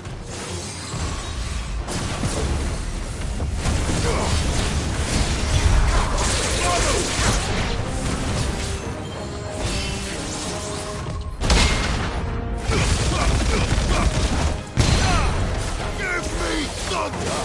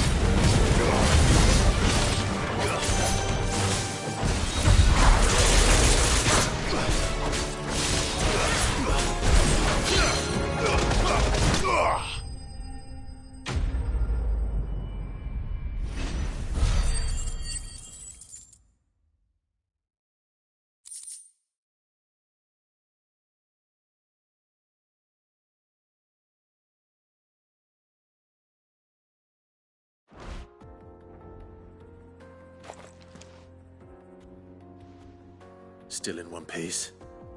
It would seem so. Once more I am in your debt, and once more you impress me with your prowess. These were no ordinary foes, but ones we in the field call echoes. Though Moss the Chronicler concurs with the legends in attributing the fall of Zemeckis to a wrath wrought upon mankind by the gods, he offers little in the way of explanation. Could the ruins we see before us here, in all their elaborate beauty, perhaps suggest an answer?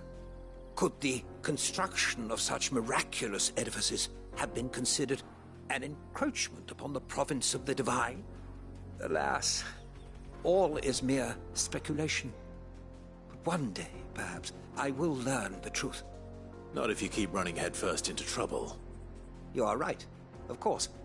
And not only have you plucked me repeatedly from the jaws of death, you have proven yourself a willing audience to my ramblings. Glad to help, but didn't you say you came here to investigate something? I fear I may have rather overstated the case on that front. In truth, a captive ear was all I really desired. You see, even my fellow scholars have grown somewhat weary of my musings of late. And so I came upon the idea of purchasing a companion. A captive audience, if you will. That's what this was all about. I am afraid so. Fine.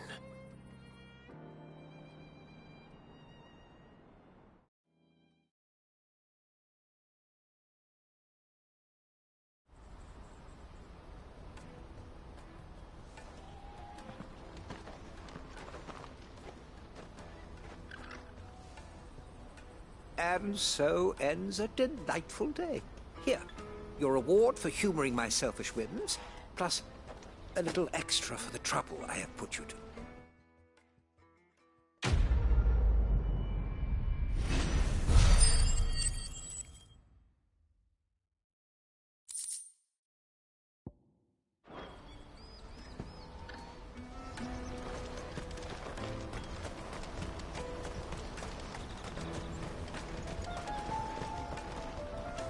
Joseph, he's certainly... A good man. Thank you for putting...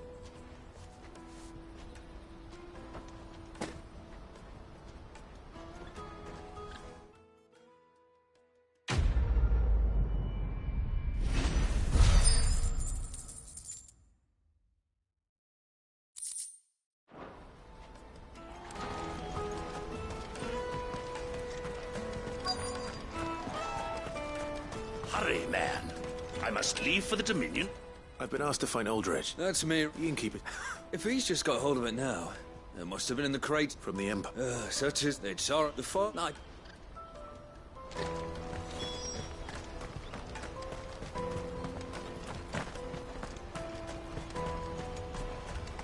Out of my sight, wretch! I know you...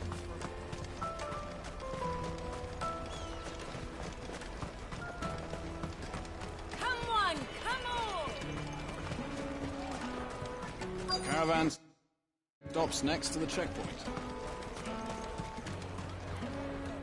Are you Milan? That's me. The innkeeper. He thought you... Wine and out. Comes, we get meat. Mild. Anyway. You won't find anything of this quality in Twinside.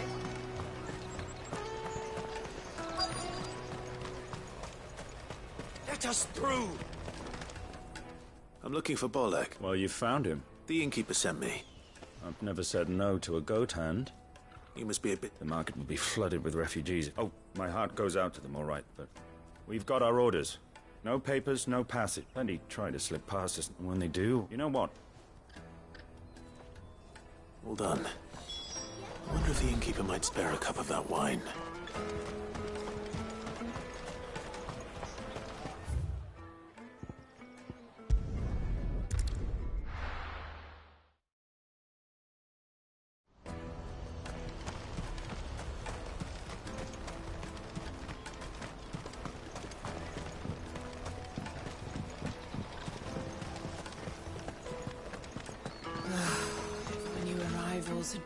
I spoke to your friends. That's fantastic news. It's been a while since we all sat down together, and the way I see it, that wine is as much theirs as it is... How so? Well, I wouldn't be serving anything but slops without Aldrich to go and fetch the good stuff for me. And then there's Milan, who all those three are the backbone of Boklad. And without the market, I wouldn't have a single customer. Everyone needs a shoulder to... Right. I'd better prepare for my guest's arrival. I hear you had me carrying a bottle of Gotan 66. If I'd have known, I would have sold the thing and lived like a lord. I'll settle for a cup, though, if you're in a sharing mood. A Gotan 60 bloody 6. Just as well I had something special of my own set aside. A bottle between the four of us might not be enough to drown our sorrows, but it can't hurt. Here they are, the 3 pillars of Boklad. Sit yourselves down, gentlemen. The woes of the world may be monstrous in many, but there's nothing like a few good friends to keep the misery at bay.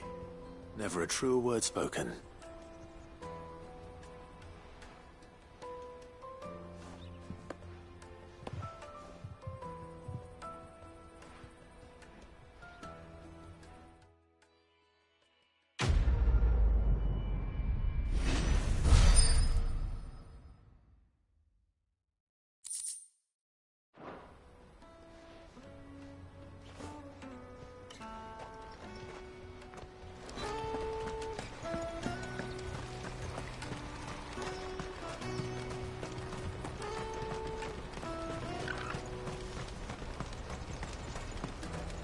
Out of my sight, wretch!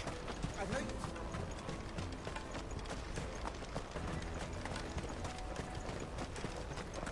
Come on, come on! The caravan stops next to the Juicy checkpoint. pears! Slake your thirst without... What I really wanted... Here you are, Good. Try not to lose it again. Me pass! You found it! Oh, thank you so much. Nan would have killed me if I'd come back without it. I'll have to say thanks to Elle and Theo, too. So should you, Hansa. You and your friends don't have to steal anymore. If anyone threatens you again, you know who to turn to. We do. And we already have. Miss Earl's given us a job shifting the chocobo shit out the stables. It's hard work, and the pay isn't half what we got from the stones. But if we stick at it, we'll keep ourselves fit. You stick at it, then. And Goots, I'm sorry for stealing your pass. That's all right. I've got it back now. And all's well that ends well, eh? You said you're trained to be a blacksmith, right? Well, I'm gonna be your first customer. I'm gonna save up all my gil and get you to make me a massive sword. I'll do me best. Till then, eh?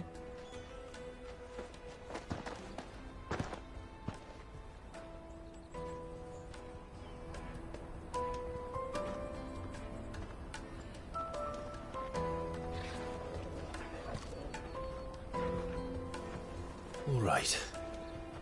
We have a place on the wagon.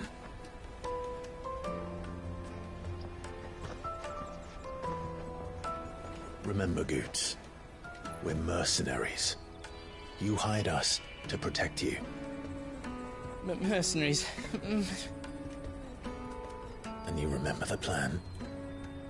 You're to ride all the way to Twinside. Jill and I will go with you as far as the outskirts, then find our own way in. I'll buy that stuff I need. Right. And we'll scout out the Imperial's defenses. There's a square with a big bell tower right in the middle of town. If you get lost, or out goes wrong, we can meet up there. All right. Let's go.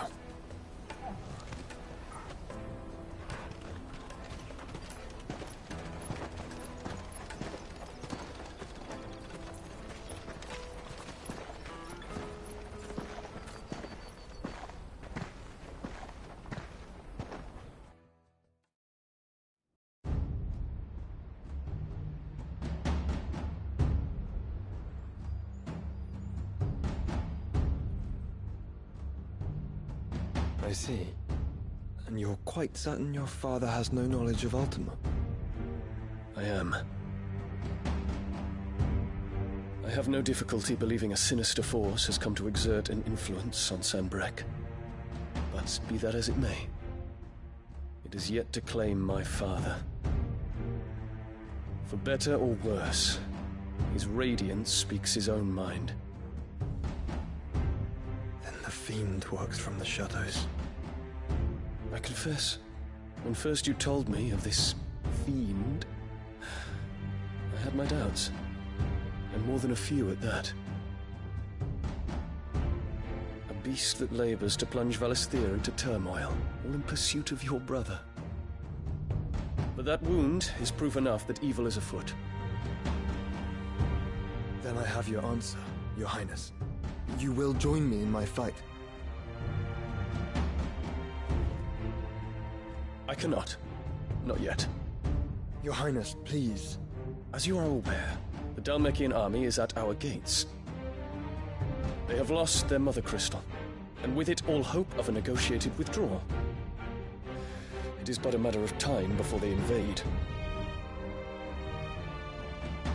If Bahamut is not here to meet them, my people will be slaughtered. Though not by Hugo Kupka, thanks to Ultima's machinations. I know the fate of your people weighs heavy on your conscience, but if we do not put an end to Ultima's plans, they shall face a far darker fate.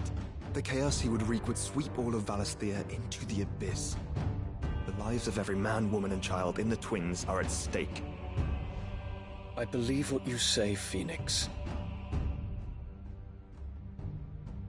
But I have duties of my own, and I must discharge them. Come what may.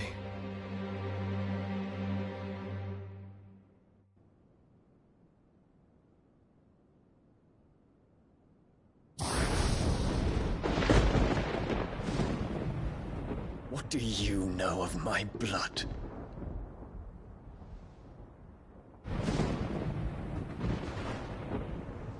I know that it is wholly unworthy of the highest offices of state, which rightly belong to those of purer breeding. Alas. Your bloodline runs through the Oriflamme gutter, from a whore who weighed her child's worth in gil. Have you threatened my father? Of course not. I merely whispered in his ear that his mongrel son is plotting a rebellion. What? Sylvester listens to the words of his astrologers. And they have ears too. You have been feeding them your lies! Should you remain loyal to Emperor Olivier, his radiance may yet crown your head with laurel, and not with tar. Fork-tongued witch!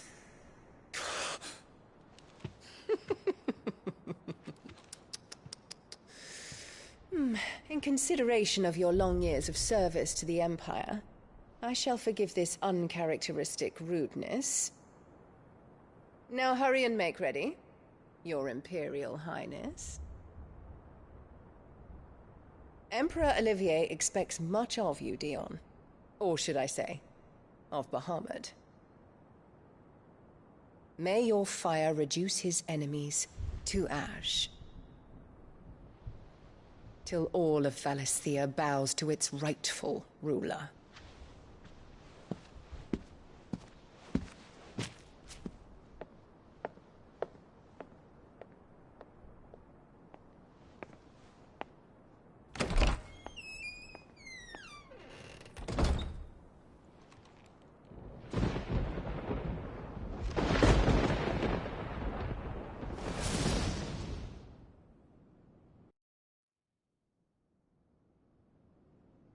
There is another darkness that has taken hold of Sanbreque.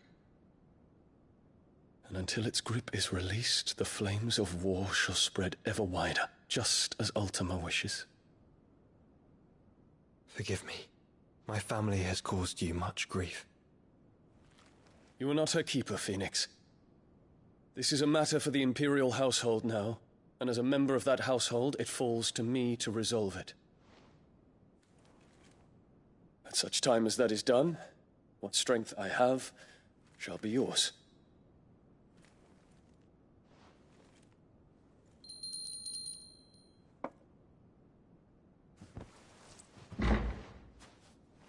Thank you, Your Highness.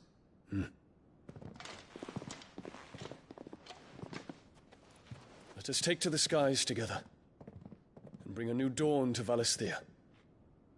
I should like nothing more.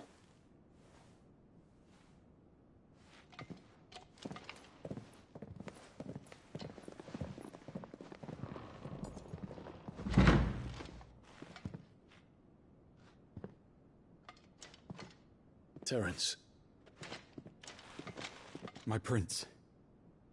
Tell me true. Do you believe what I'm about to do is wrong? We dragoons have but one leader, Your Highness. And we shall follow him unto the very end. Thank you. And this is my decree. For their crimes against the crown, the traitorous Annabella and her usurping son shall be put to death, and the Empire restored.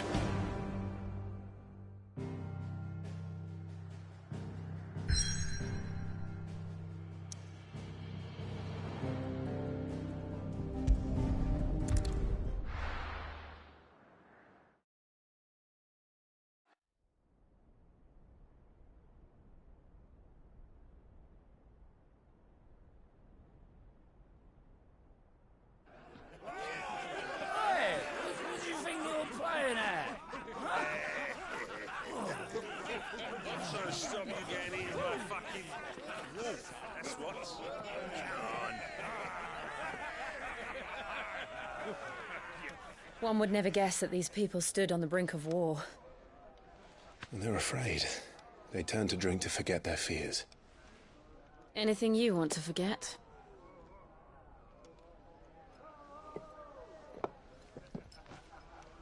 The harbor is empty, and half the market stalls too. The city may seem peaceful on the surface, but it's balanced on a knife edge.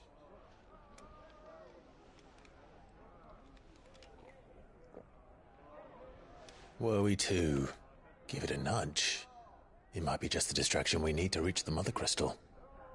I thought you might say that. We should send for Gav. We'll need someone to keep the fires we start from going out. And we can busy ourselves scheming until he gets here. I'll send a Stolas then.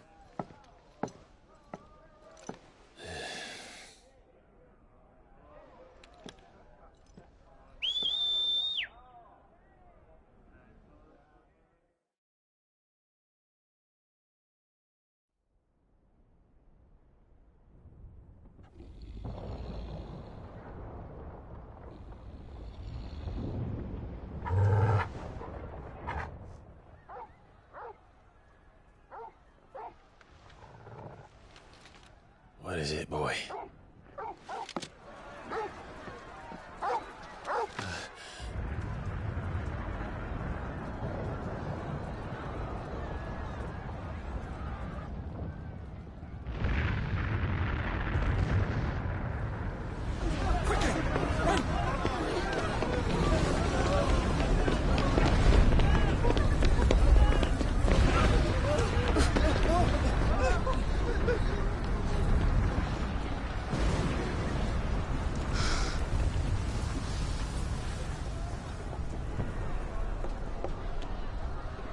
What's happening?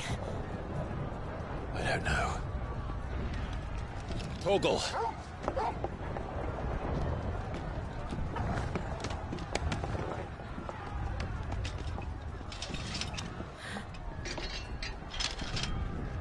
This way.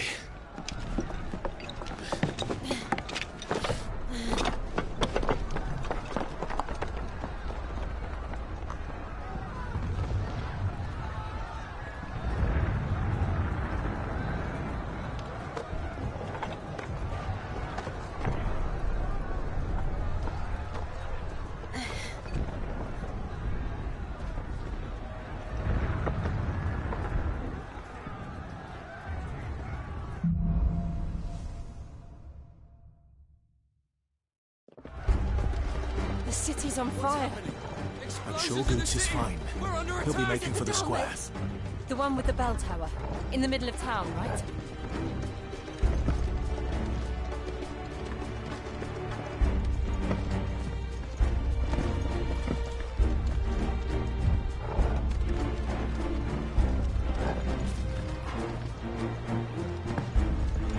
Guard, watchman or sentry is to be slain on sight. But spare the citizenry.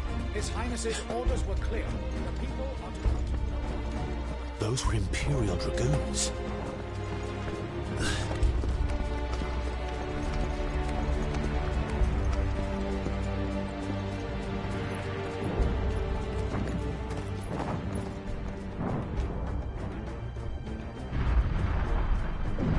What in the hell is going on? Let's go and see. Right.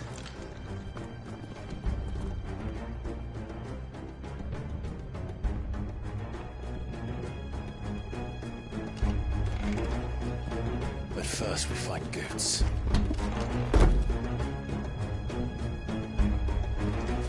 Just hope he's all right.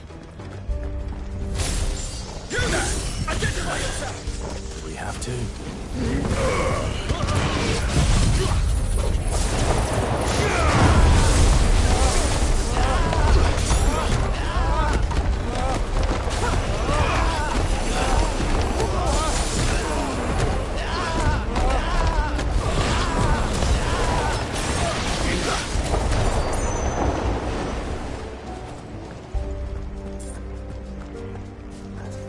Hurrah! Quickly! Cut them down!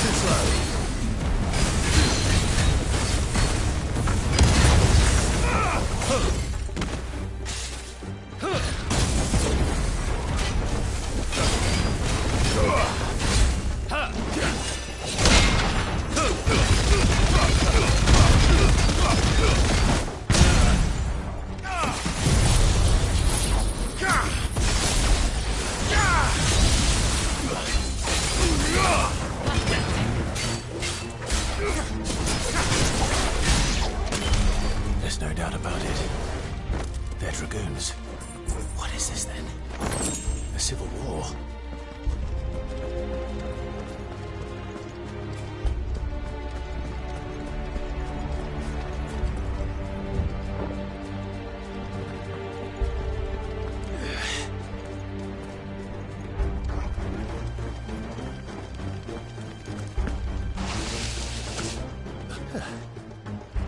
Never thought I'd be glad to fall into a sewer.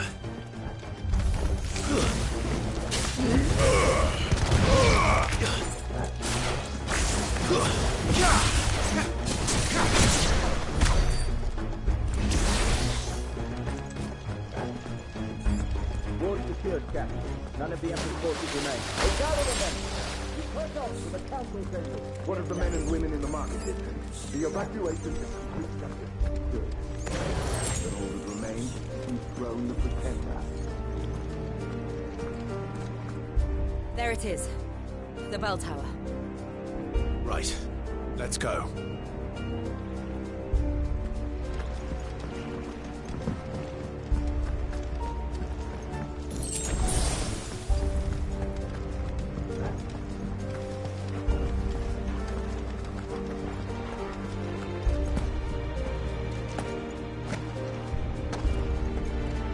Ah, no goods left.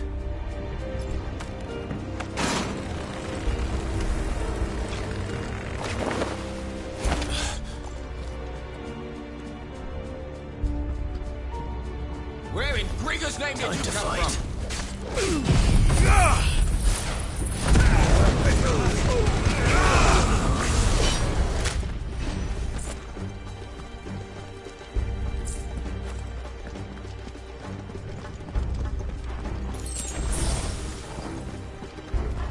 Intruders! Defend the gates! Too slow.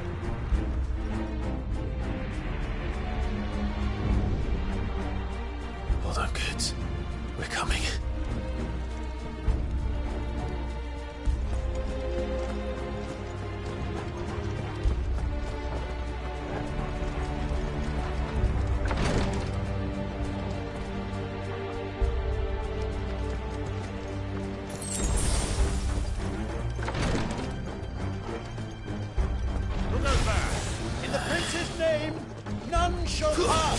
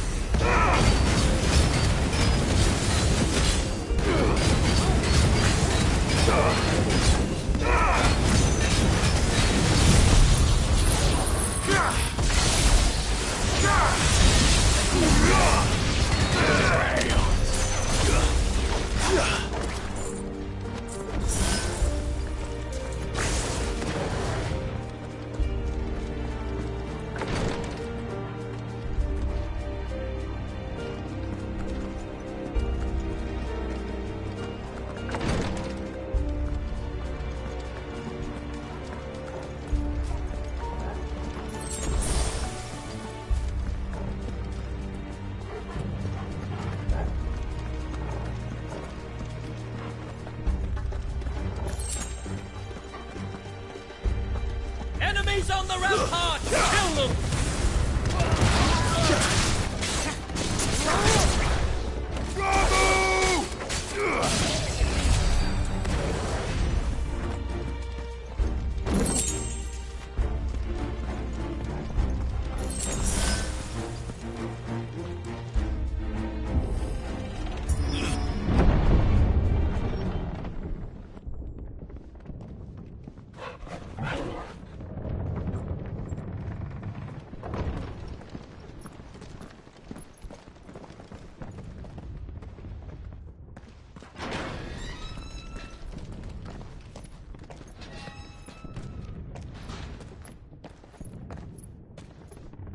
Can you see him anywhere?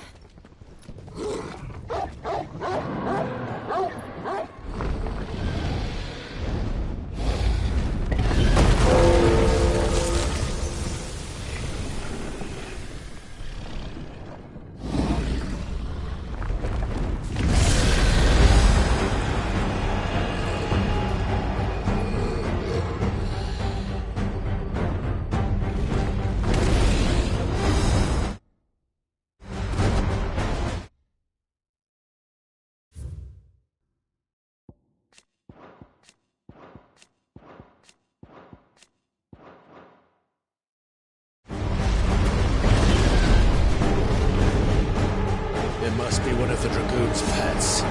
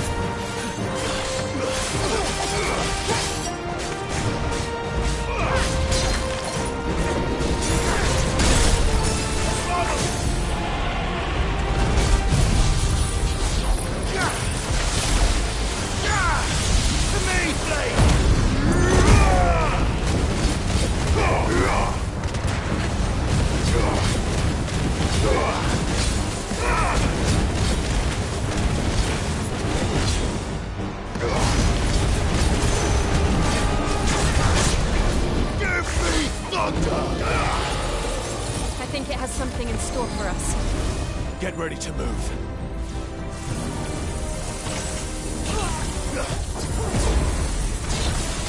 Nice try. Too slow.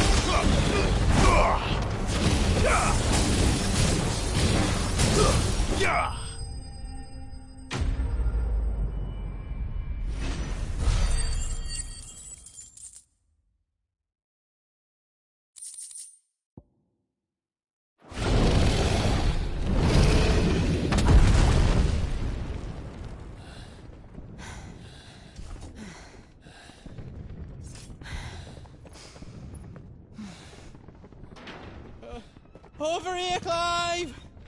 Are you alright? Goods, there you are. I didn't know there'd be a dragon. All right, let's get out of here. Oh! What now? Is that Mother Crystal's heart? What the hell is it doing up there?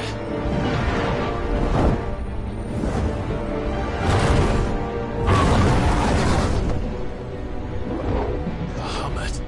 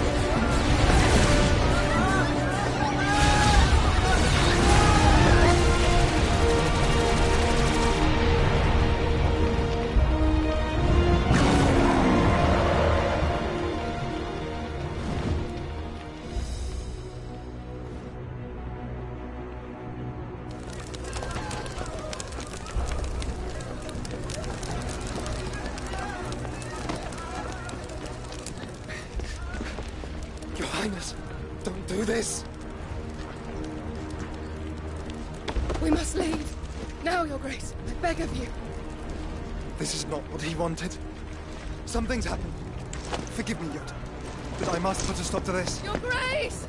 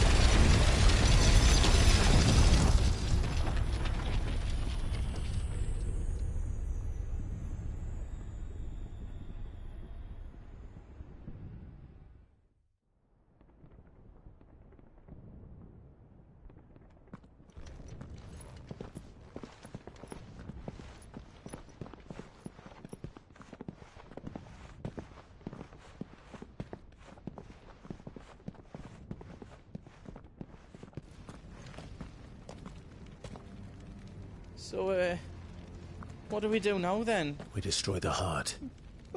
We might come back. As soon as the flames die down, the Imperials and the Dalmex will move in. And Bahamut has gone for now. You should get as far away as you can, Goots. What? And leave you lot in the lurch? I packed everything up before I made a run for it, but I won't be giving it away for free. Thank you, Goot.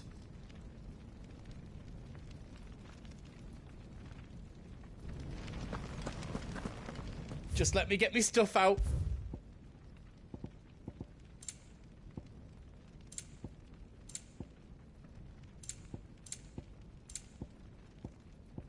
All done then.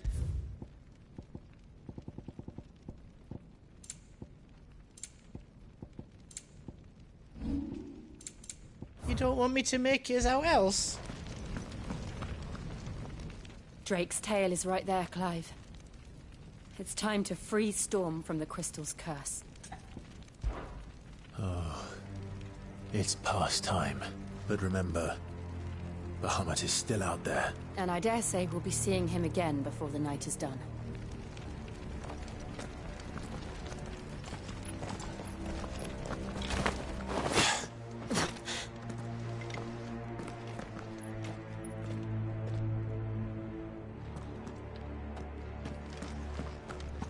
No more roads.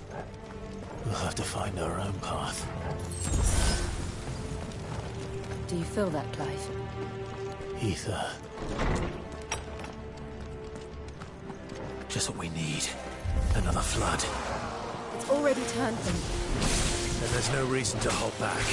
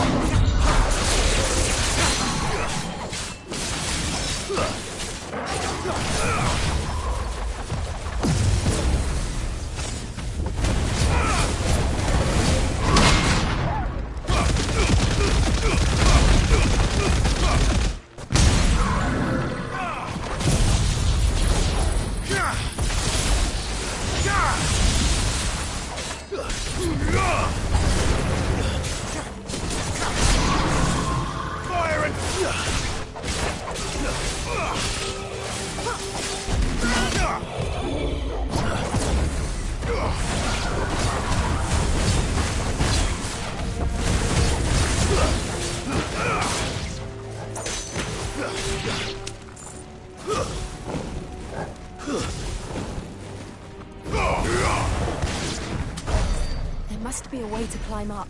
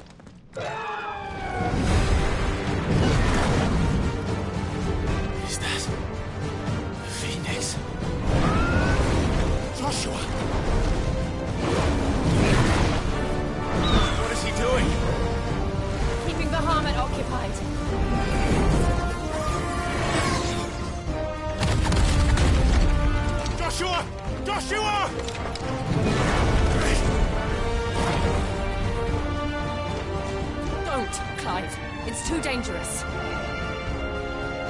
Fuck. Hold on, Joshua. I'm coming!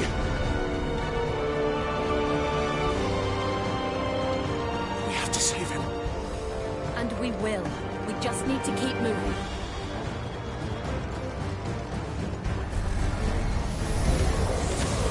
Have again. Not now.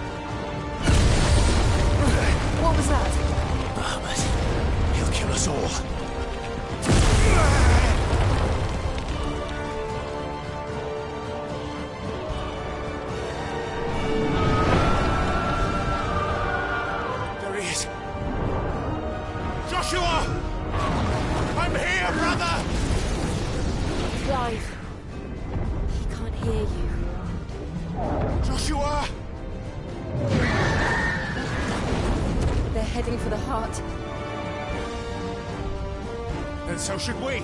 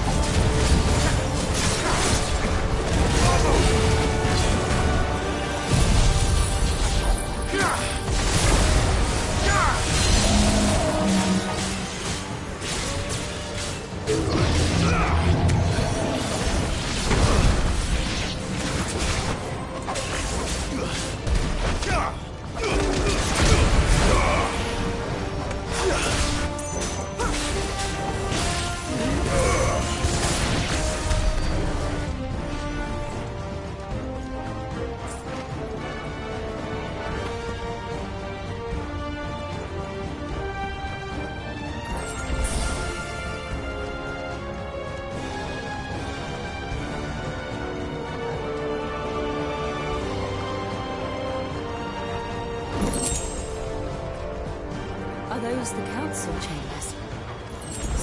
How are they still standing? I don't know.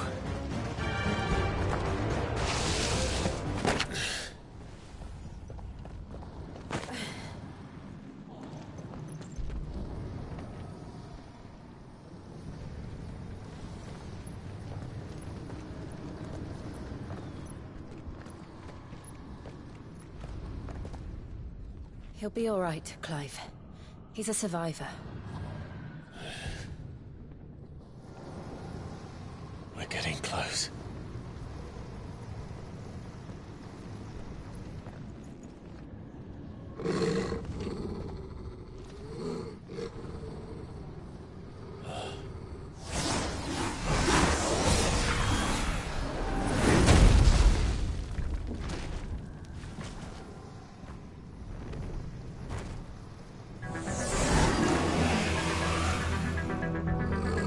Like somebody doesn't want us getting any closer. I don't care what it wants. Neither do I.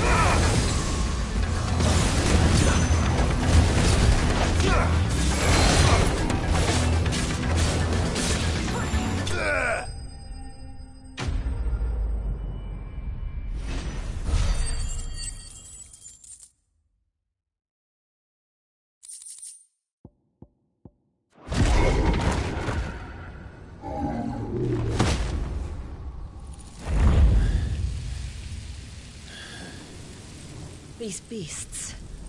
they're getting stronger. We can think about them later. Right now, there's only one thing we need to focus on. The heart.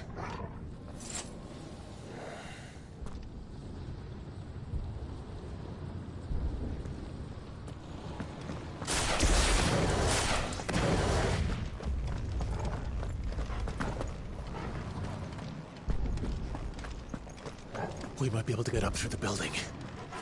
It's worth a try.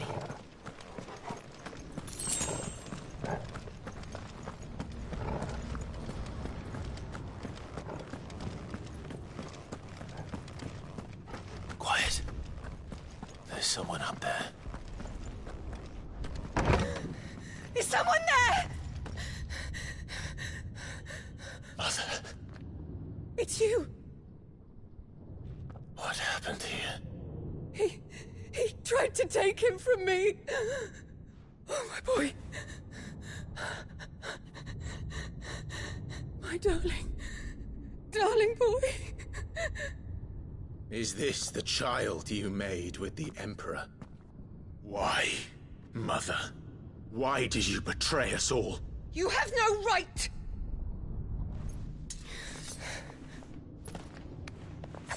Answer him. We took you in, savage.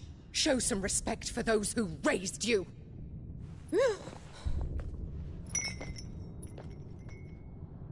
Honorable Elwyn, always thinking of his precious homeland. But what worth is a homeland in a world beset by the Blight? Father did not seek to protect his country. He sought to protect his people. A leader's duty is not to protect his people. It is to protect the source of his sovereignty. The noble blood that runs in his family's veins. So long as this bloodline remains unbroken, what does it matter if a nation falls? One can always found another. Unlike him, I did my duty. I preserved my line. I bore a son of the noblest blood, to whom the whole world might kneel. That is why I gave Rosaria to Sambrek, that I might join my line with the Lesarges and birth a savior of this benighted land, blessed by both Bahamut and the Phoenix! You sold your country for a child. Why did he need another? You had Joshua. I had nothing. You were always your father's son, so very strong and bold and daring, and yet you failed to awaken. Would that Joshua had been granted 1/10 of your strength? Oh! How the nobles laughed that Elwyn's firstborn was surely the son of a concubine, and my own, not long for this world. The shame of it! The shame of being slandered by one's inferiors! How could you ever know how that feels? It should have been you! Why didn't the Phoenix choose you? Joshua's every waking moment was spent trying to shoulder the burden that you and the Phoenix and the Duchy foisted on him. That's why I became his shield. To help bear the weight. But what did you do? You betrayed your own blood and surrendered your son to his fate! Joshua, my darling boy. I never meant to hurt him.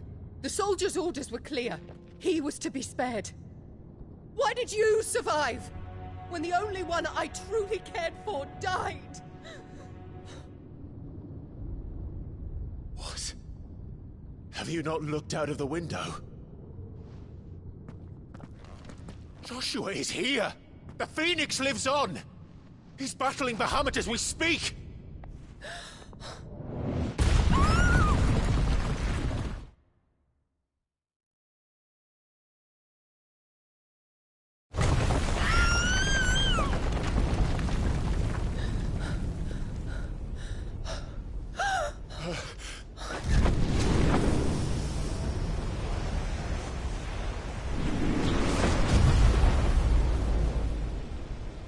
Joshua! Wake up!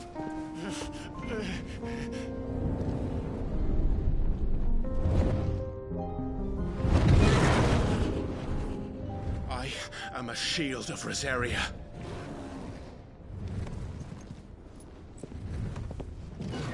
And I will do my duty. What are you...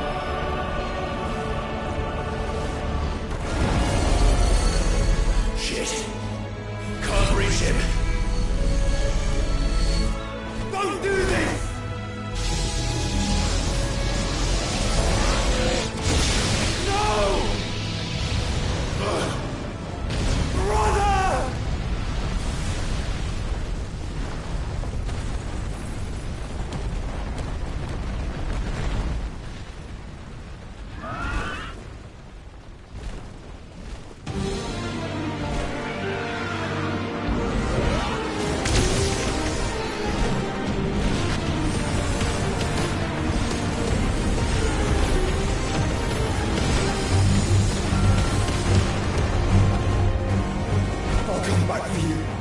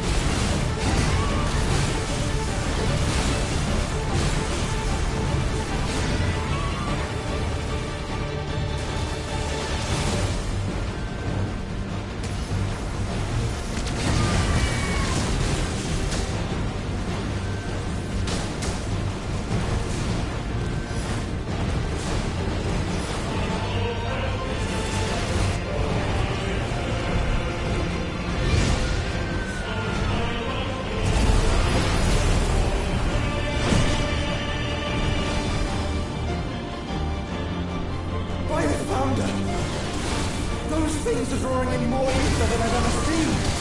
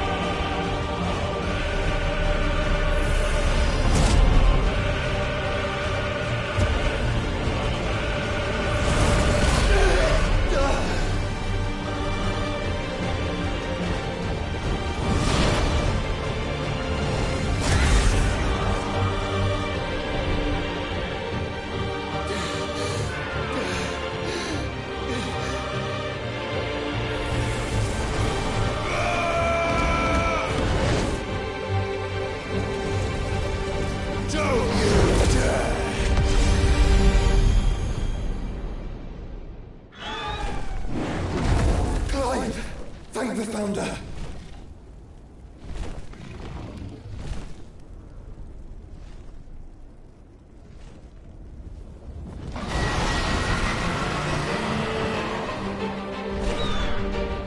It's now or never, Joshua.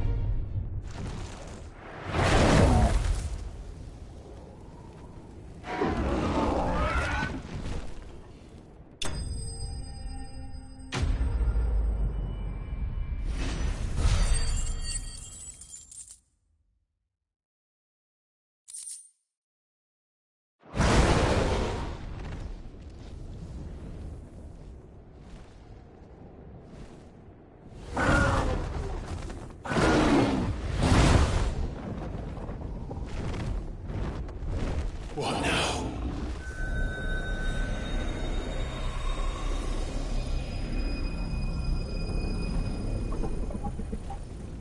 This is drinking the ether.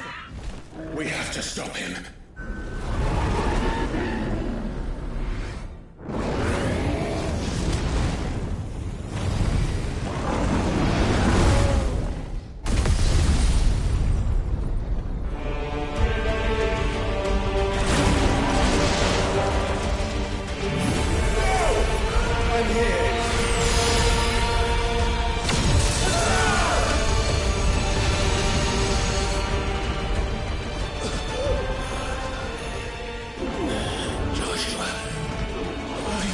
Christ.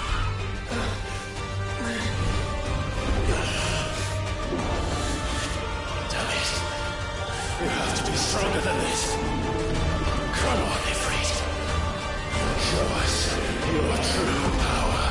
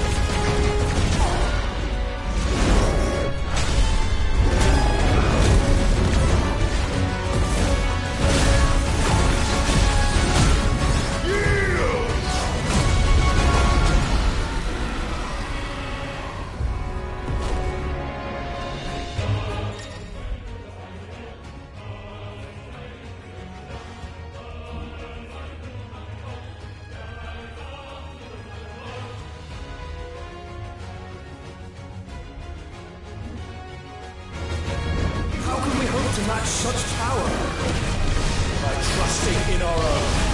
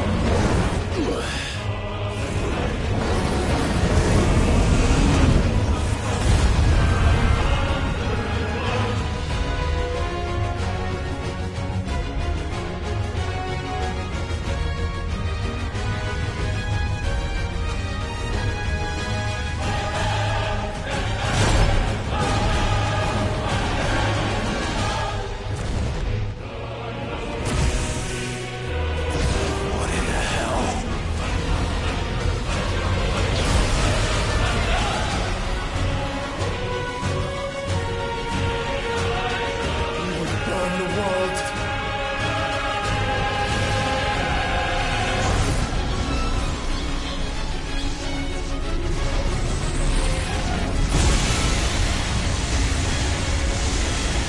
Not today. Come on, Joshua!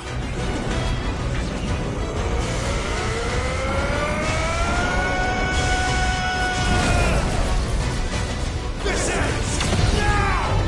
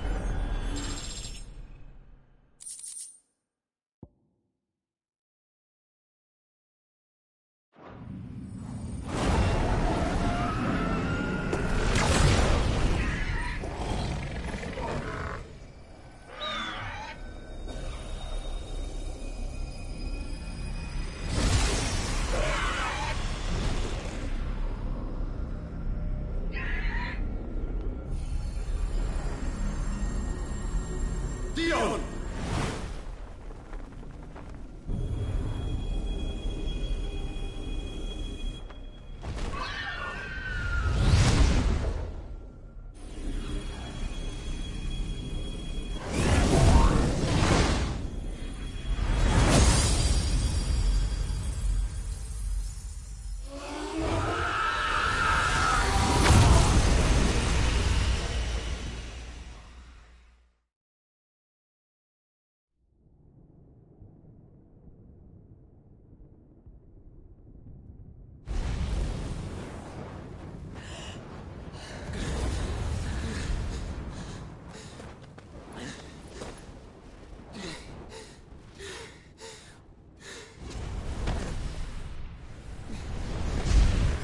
Joshua!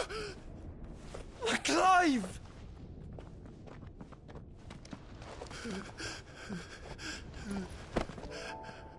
My brother. I'm sorry. I'm so sorry. You're alive. We both are. Nothing else matters.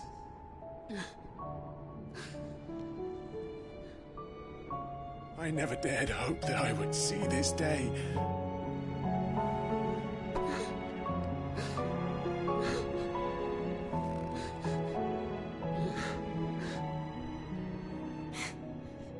Reunited at last. Jill.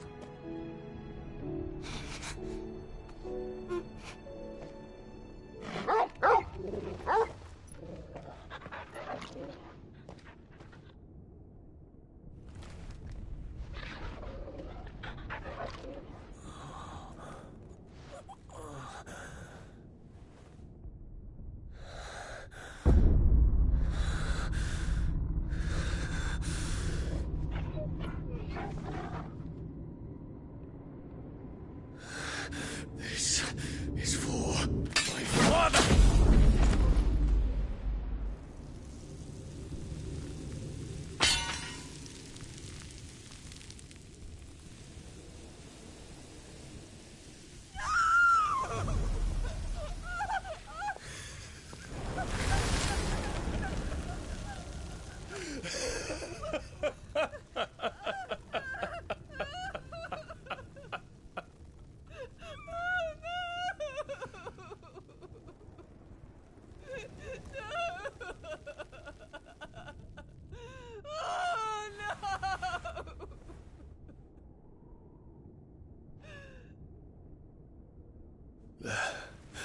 It is done. The demon that would tear our house apart is no more. Father.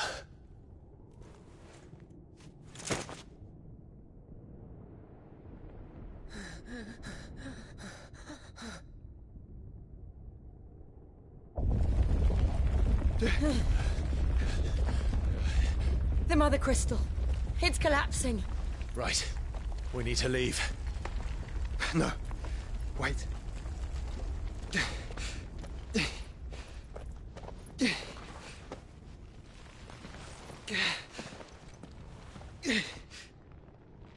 I owe him a debt. Fine.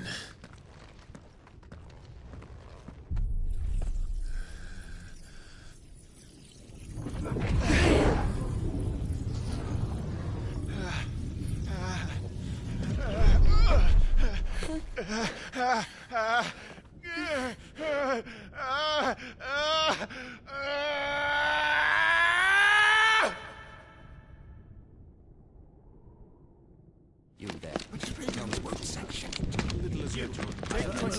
Don't reinforce the walls. Report, Captain. Can nothing be done to call them off?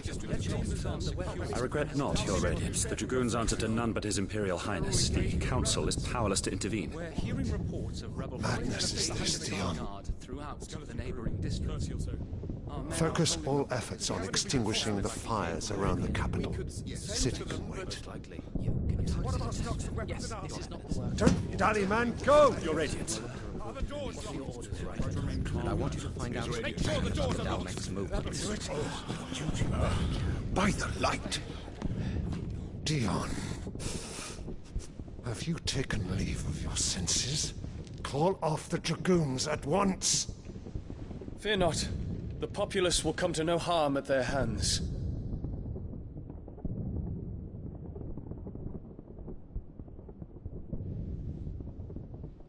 I am here to save you, Father. Save me? A creeping darkness hides in the heart of Sanbreque. It stems from your wife, the traitorous Annabella.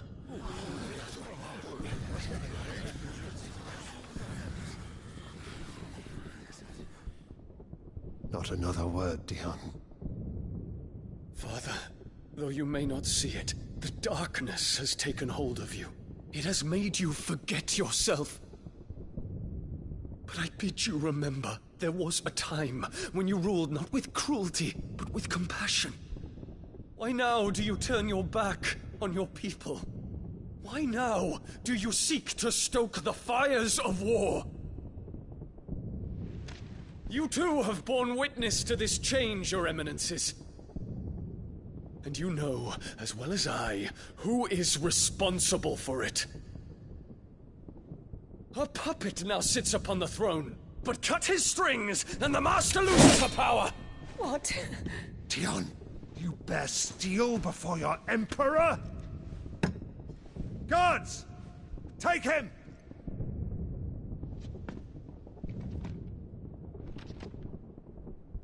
For every citizen who falls, another can be bred.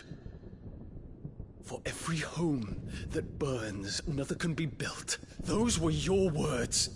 But when the last of your citizens has fallen, and all of their homes have been reduced to ash, what will become of your empire, of its rulers, of your god?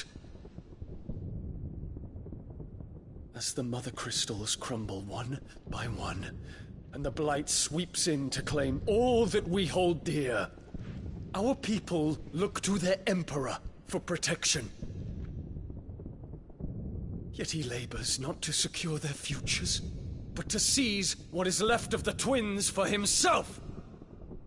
Even if it should come at the cost of everything his loyal citizens have labored to build! Dion, you must understand. A small price to pay, is it not? You've been blessed with great power, Dion. Enough to win me the world. So go, claim Valisthea for me, brother.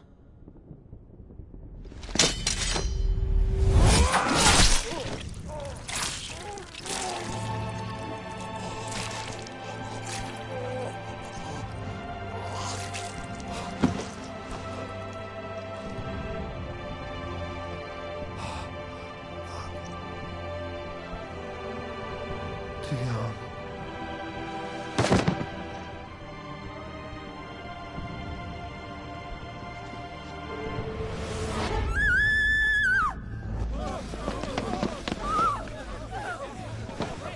Gods! Gods! Father. Poor father. How he doted on his children. That he would die to protect me was plain. It was but a matter of when. You planned this? You did well to endure so long. But you broke in the end, as I knew you would. And now Muthos approaches. Put him to the proof. I would see if he breaks. Go, Bahamut. Kinslayer.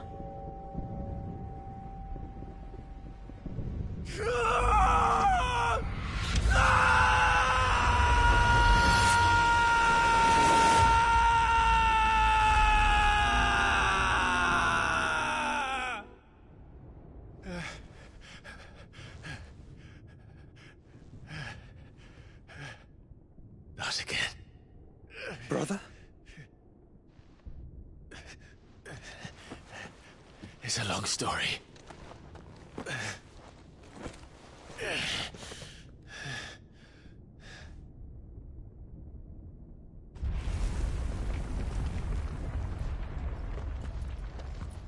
You cannot stay here, Mother.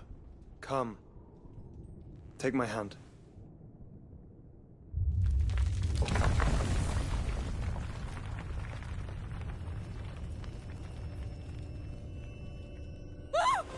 Get away from me!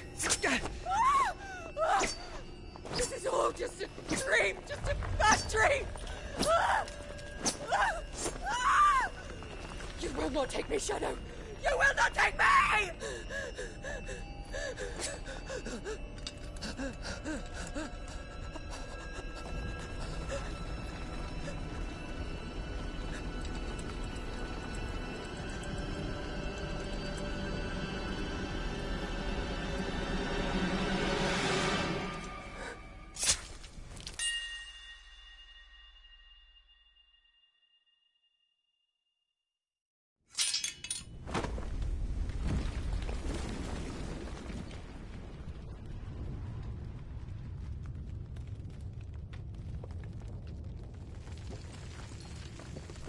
Mother.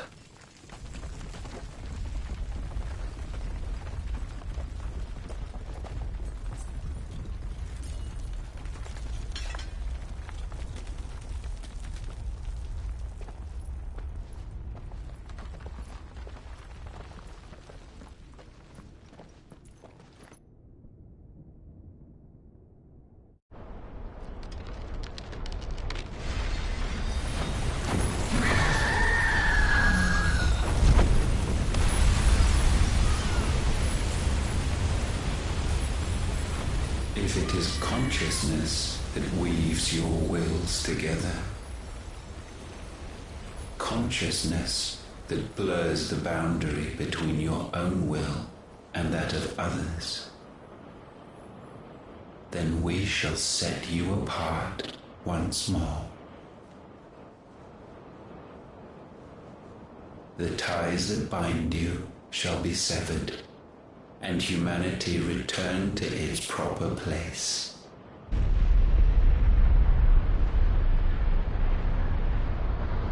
By primogenesis shall a new age of reason begin.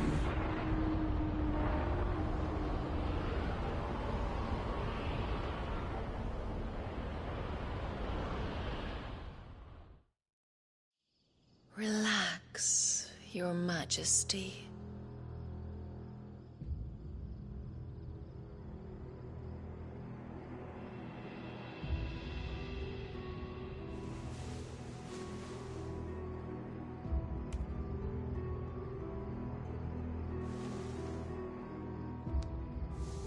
Don't you want to play? It's been a long time. If that is your wish. Men, you are as meek as all the others.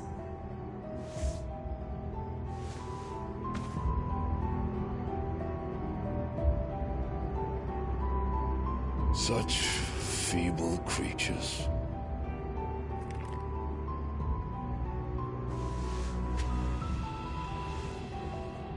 Gifted the power of icons, yet slaves to fickle emotions which usher you to your doom.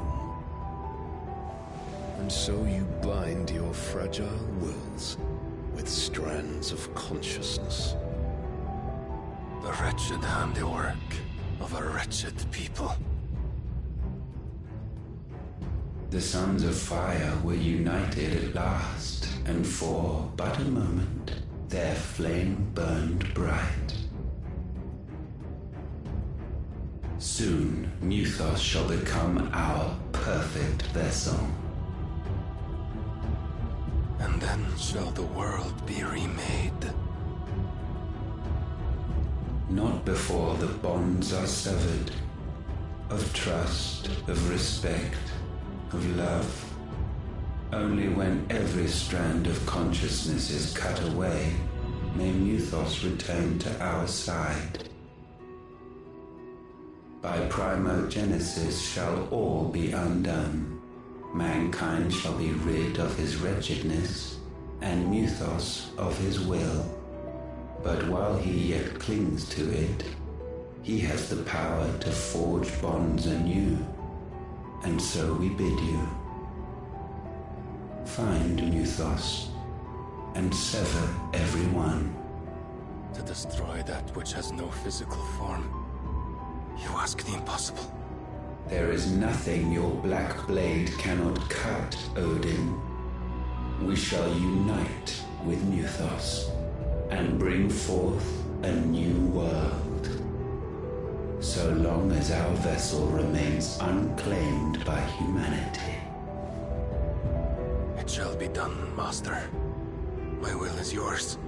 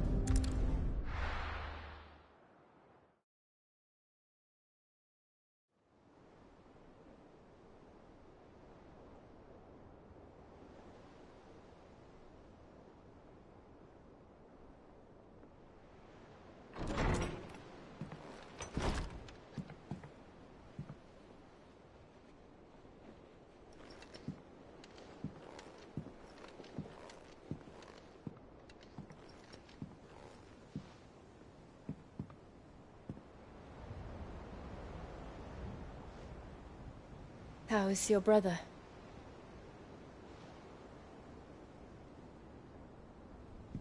Asleep since I returned from the Dominion. Taya says he should be back on his feet soon enough. For a while, at least. She discovered something on his chest. A swelling, circled in stone. The curse.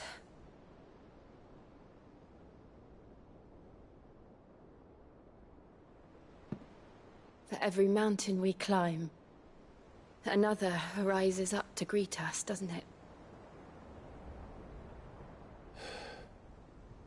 It's never ending.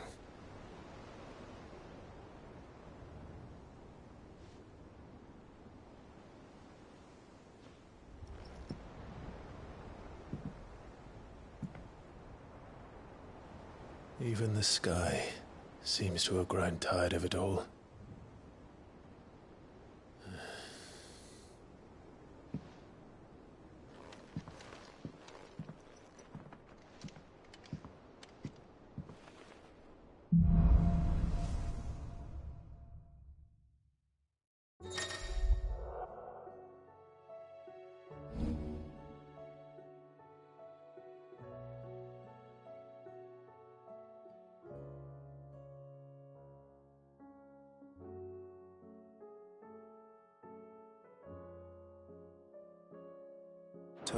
happy if I disturb Joshua.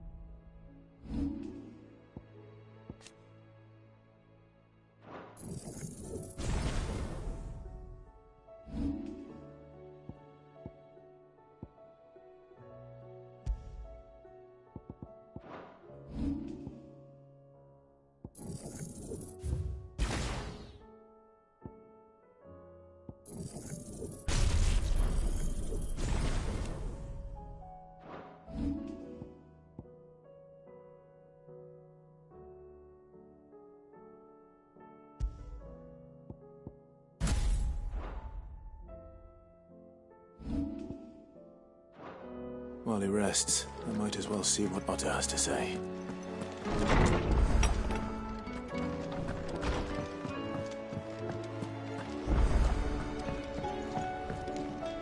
So what do I owe the honor? Not saying fortune, do you? Should last you a good while.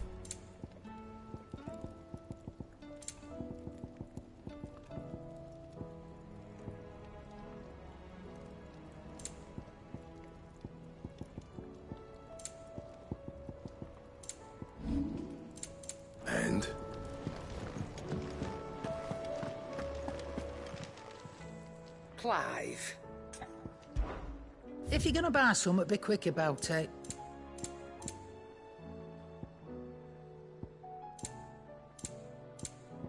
And how were you gonna carry all that? Let's not be greedy now.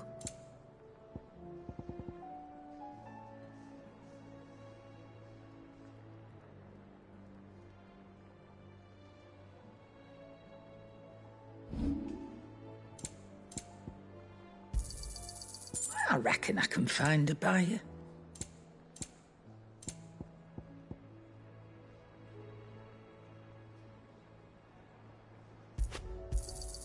You got out else?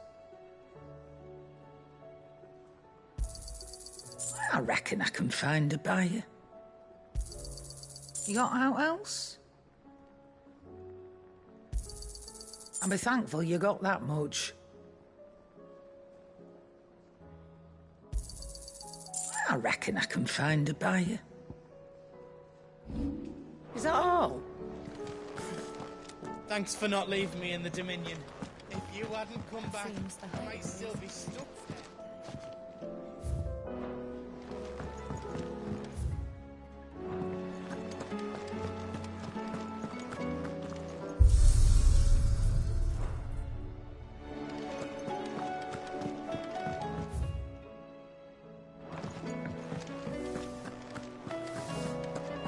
Did you see the pair that got hauled into tires?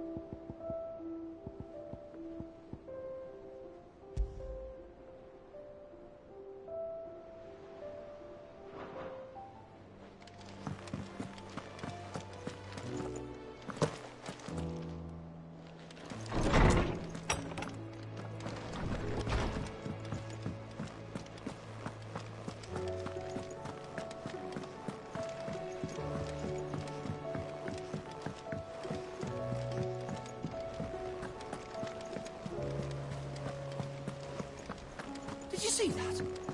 Tell me you saw that.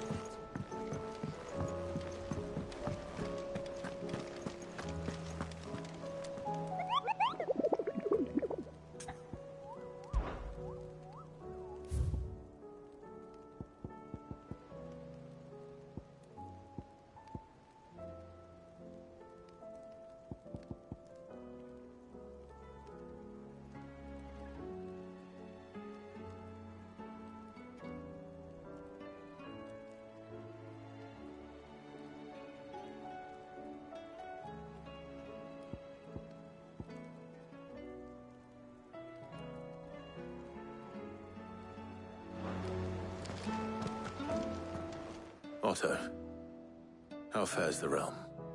The realm? Oh, she's just fine. As long as you look past the fat storms out mother crystals and her skies are a roiling cesspit. And Gav? He's with your uncle in the Free Cities, helping Mid with her project. Sent an owl their way the moment the winds turned foul. Still waiting on a reply, though.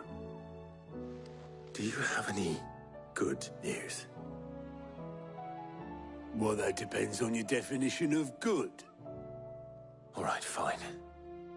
What do you suggest we do? Oh, no, I'm just the messenger.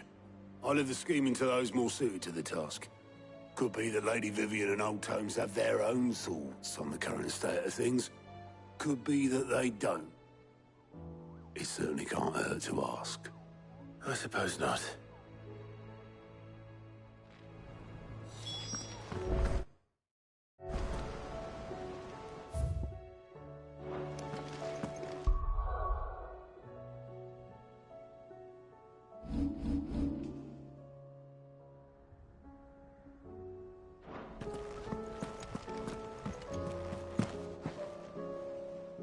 How is it that every one of your little excursions presages some inexplicable catastrophe?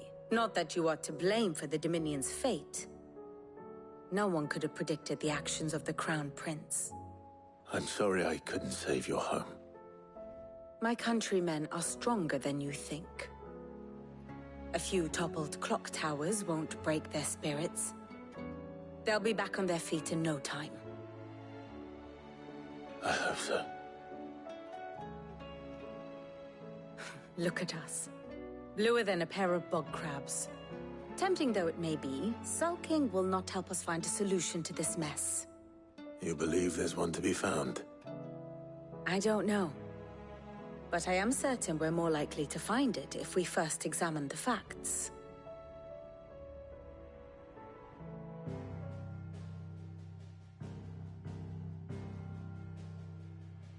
Beneath these darkened skies, fear and confusion reign over Valisthea.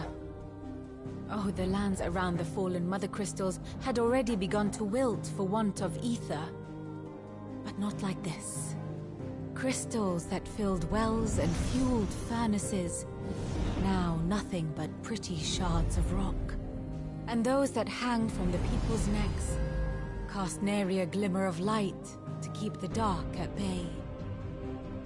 It is only a matter of time before the common folk convince themselves that the end of days is upon us. Yet I fear a swift end is more than we can hope for. While most of the world thirsts for ether, the remainder drowns in it, spawning Akashic in droves.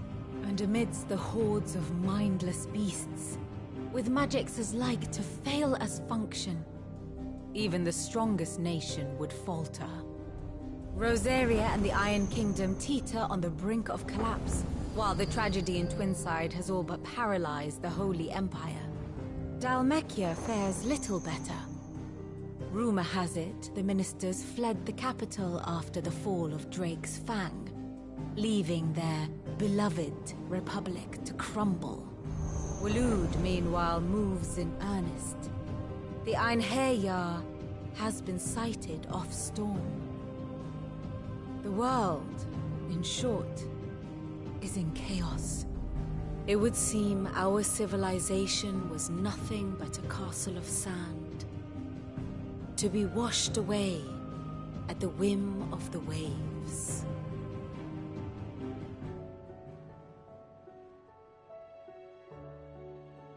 A castle of sand.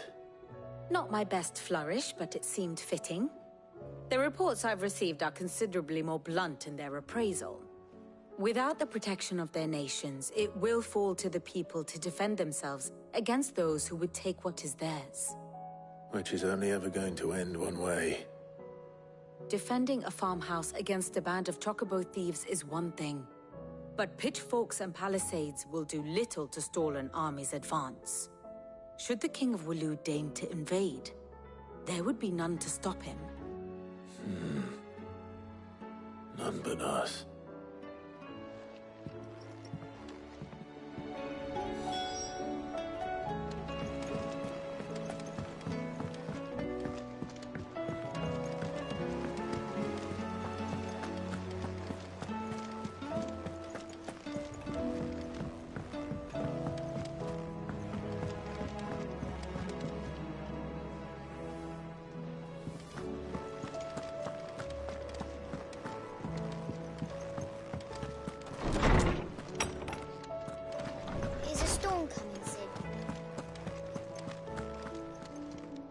Let me guess.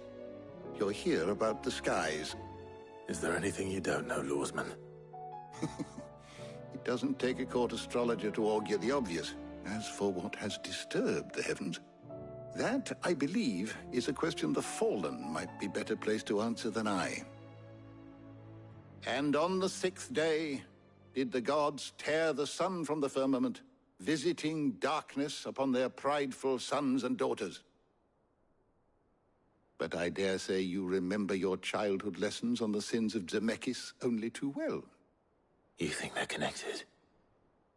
That Ultima was one of the gods responsible? Well, he has certainly exhibited powers that we mortals would associate with the divine. There is nothing divine about him. But he wouldn't be the first god of whom that could be said, now would he? Yet for all the fairy tales that tell of the sins, there is almost nothing in the way of actual historical accounts. Had I the Journal of Moss the Chronicler, I may have been able to tell you more, but alas, I fear all remaining copies have been lost to time. You will forgive me, I hope? Certainly not.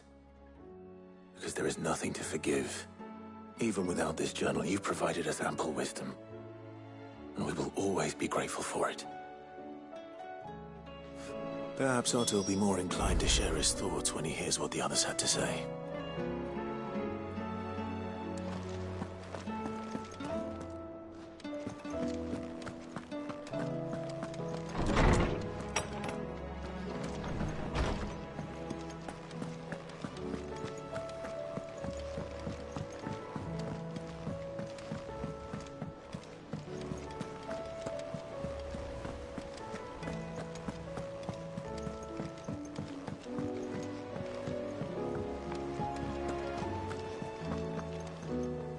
Clive, we have a problem. Only one. That would be a first. It would. Actually, there are three. We had as many owls arrive while you were at the shelves. Martha's got a Kashik at her gates, and talk of monsters roaming the hills outside of Northreach has put the wind up Isabel and her lot. And don't forget Dalimil. Lubor says the village was raided by bandits. When it rains... It fucking pours. The curse breakers are spread thin, taking stock of the damage in the Dominion. And even if I could get word to all of them, I doubt they get here in time to make any real difference. Which means there's only two people who can. Jill and I. Let them know we're on our way.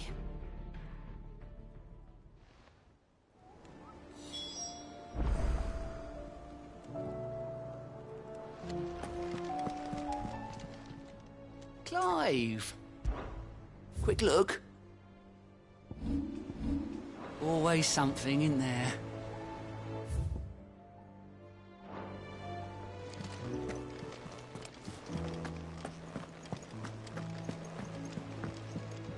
Clive. Should I learn aught else, you will be...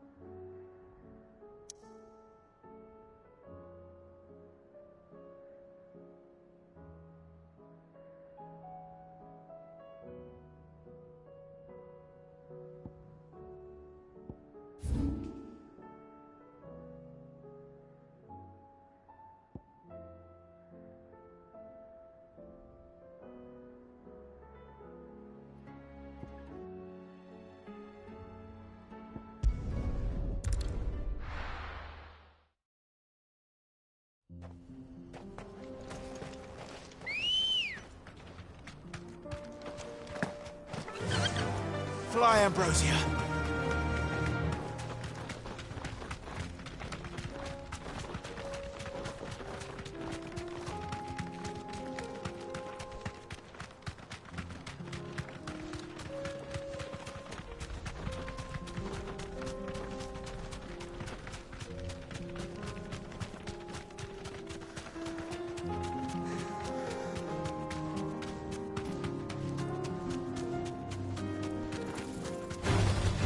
Holding back.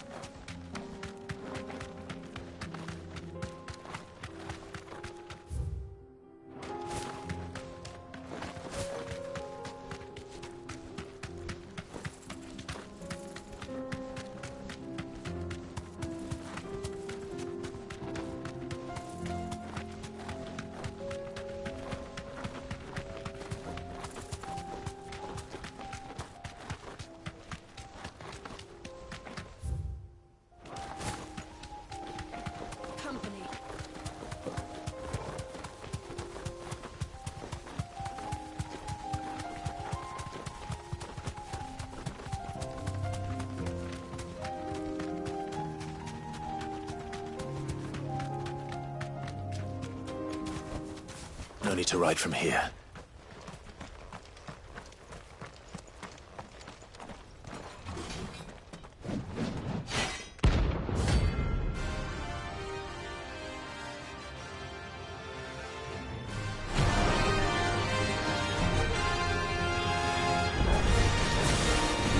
Forsaken soul, eh? Only those who have nothing left. So empty your pockets.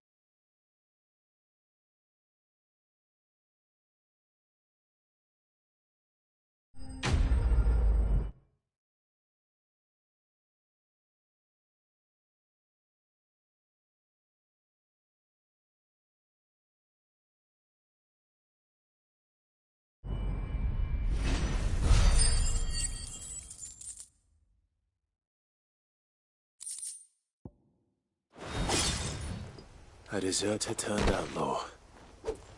We were more similar than he knew.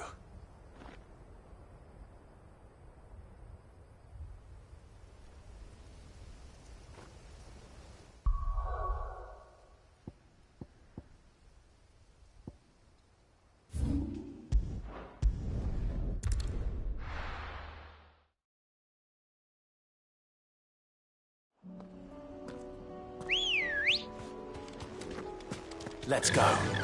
Faster!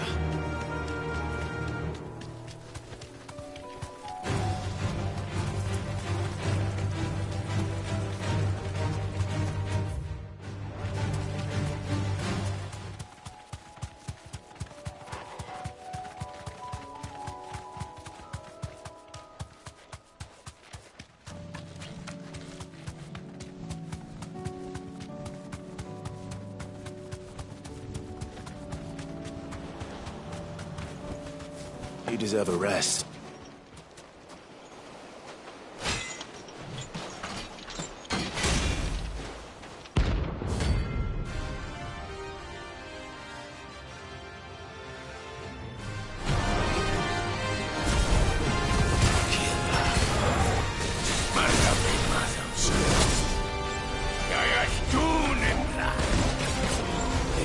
Dark shores again.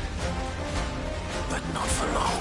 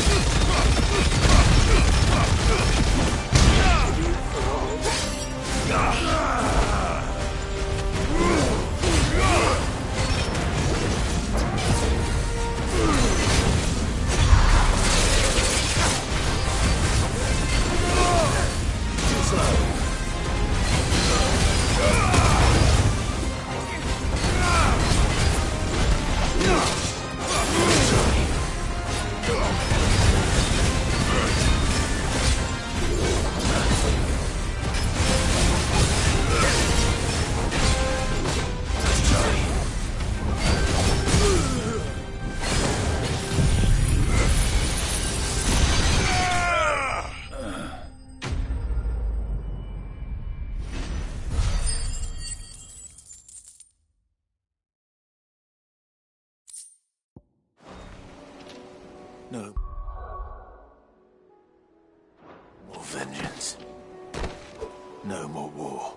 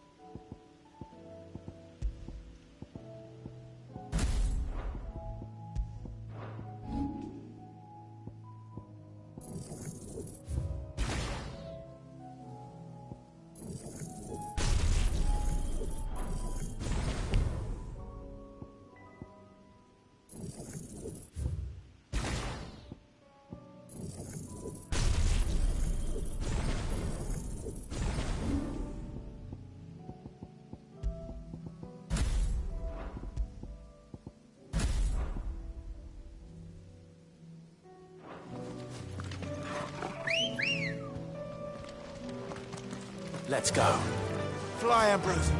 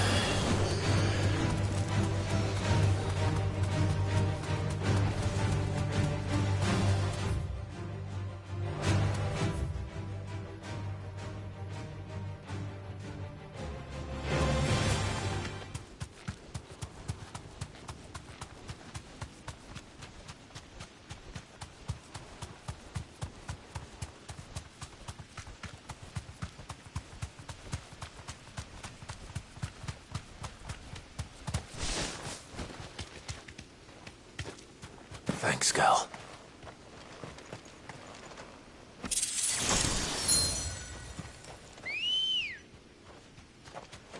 Come on.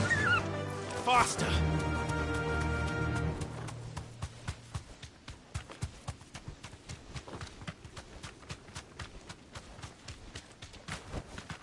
Be safe.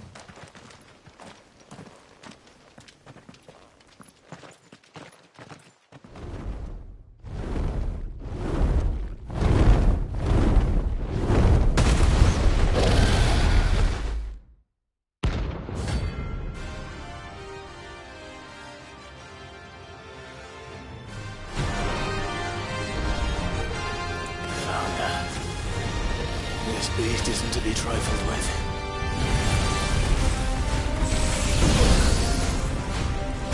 Come on.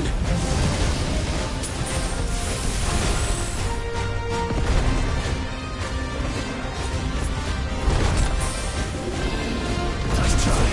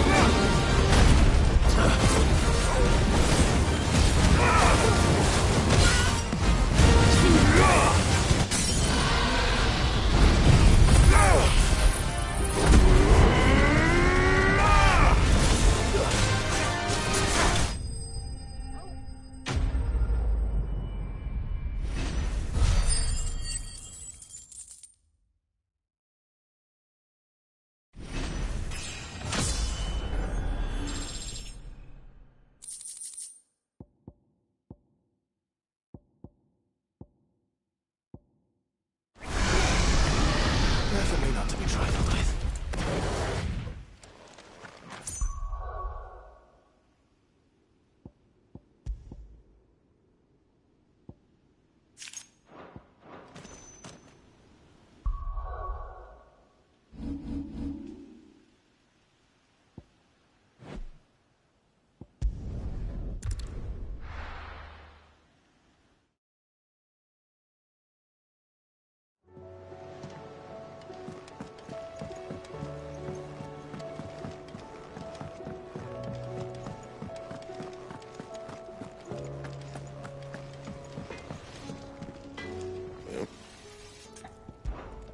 What do you want?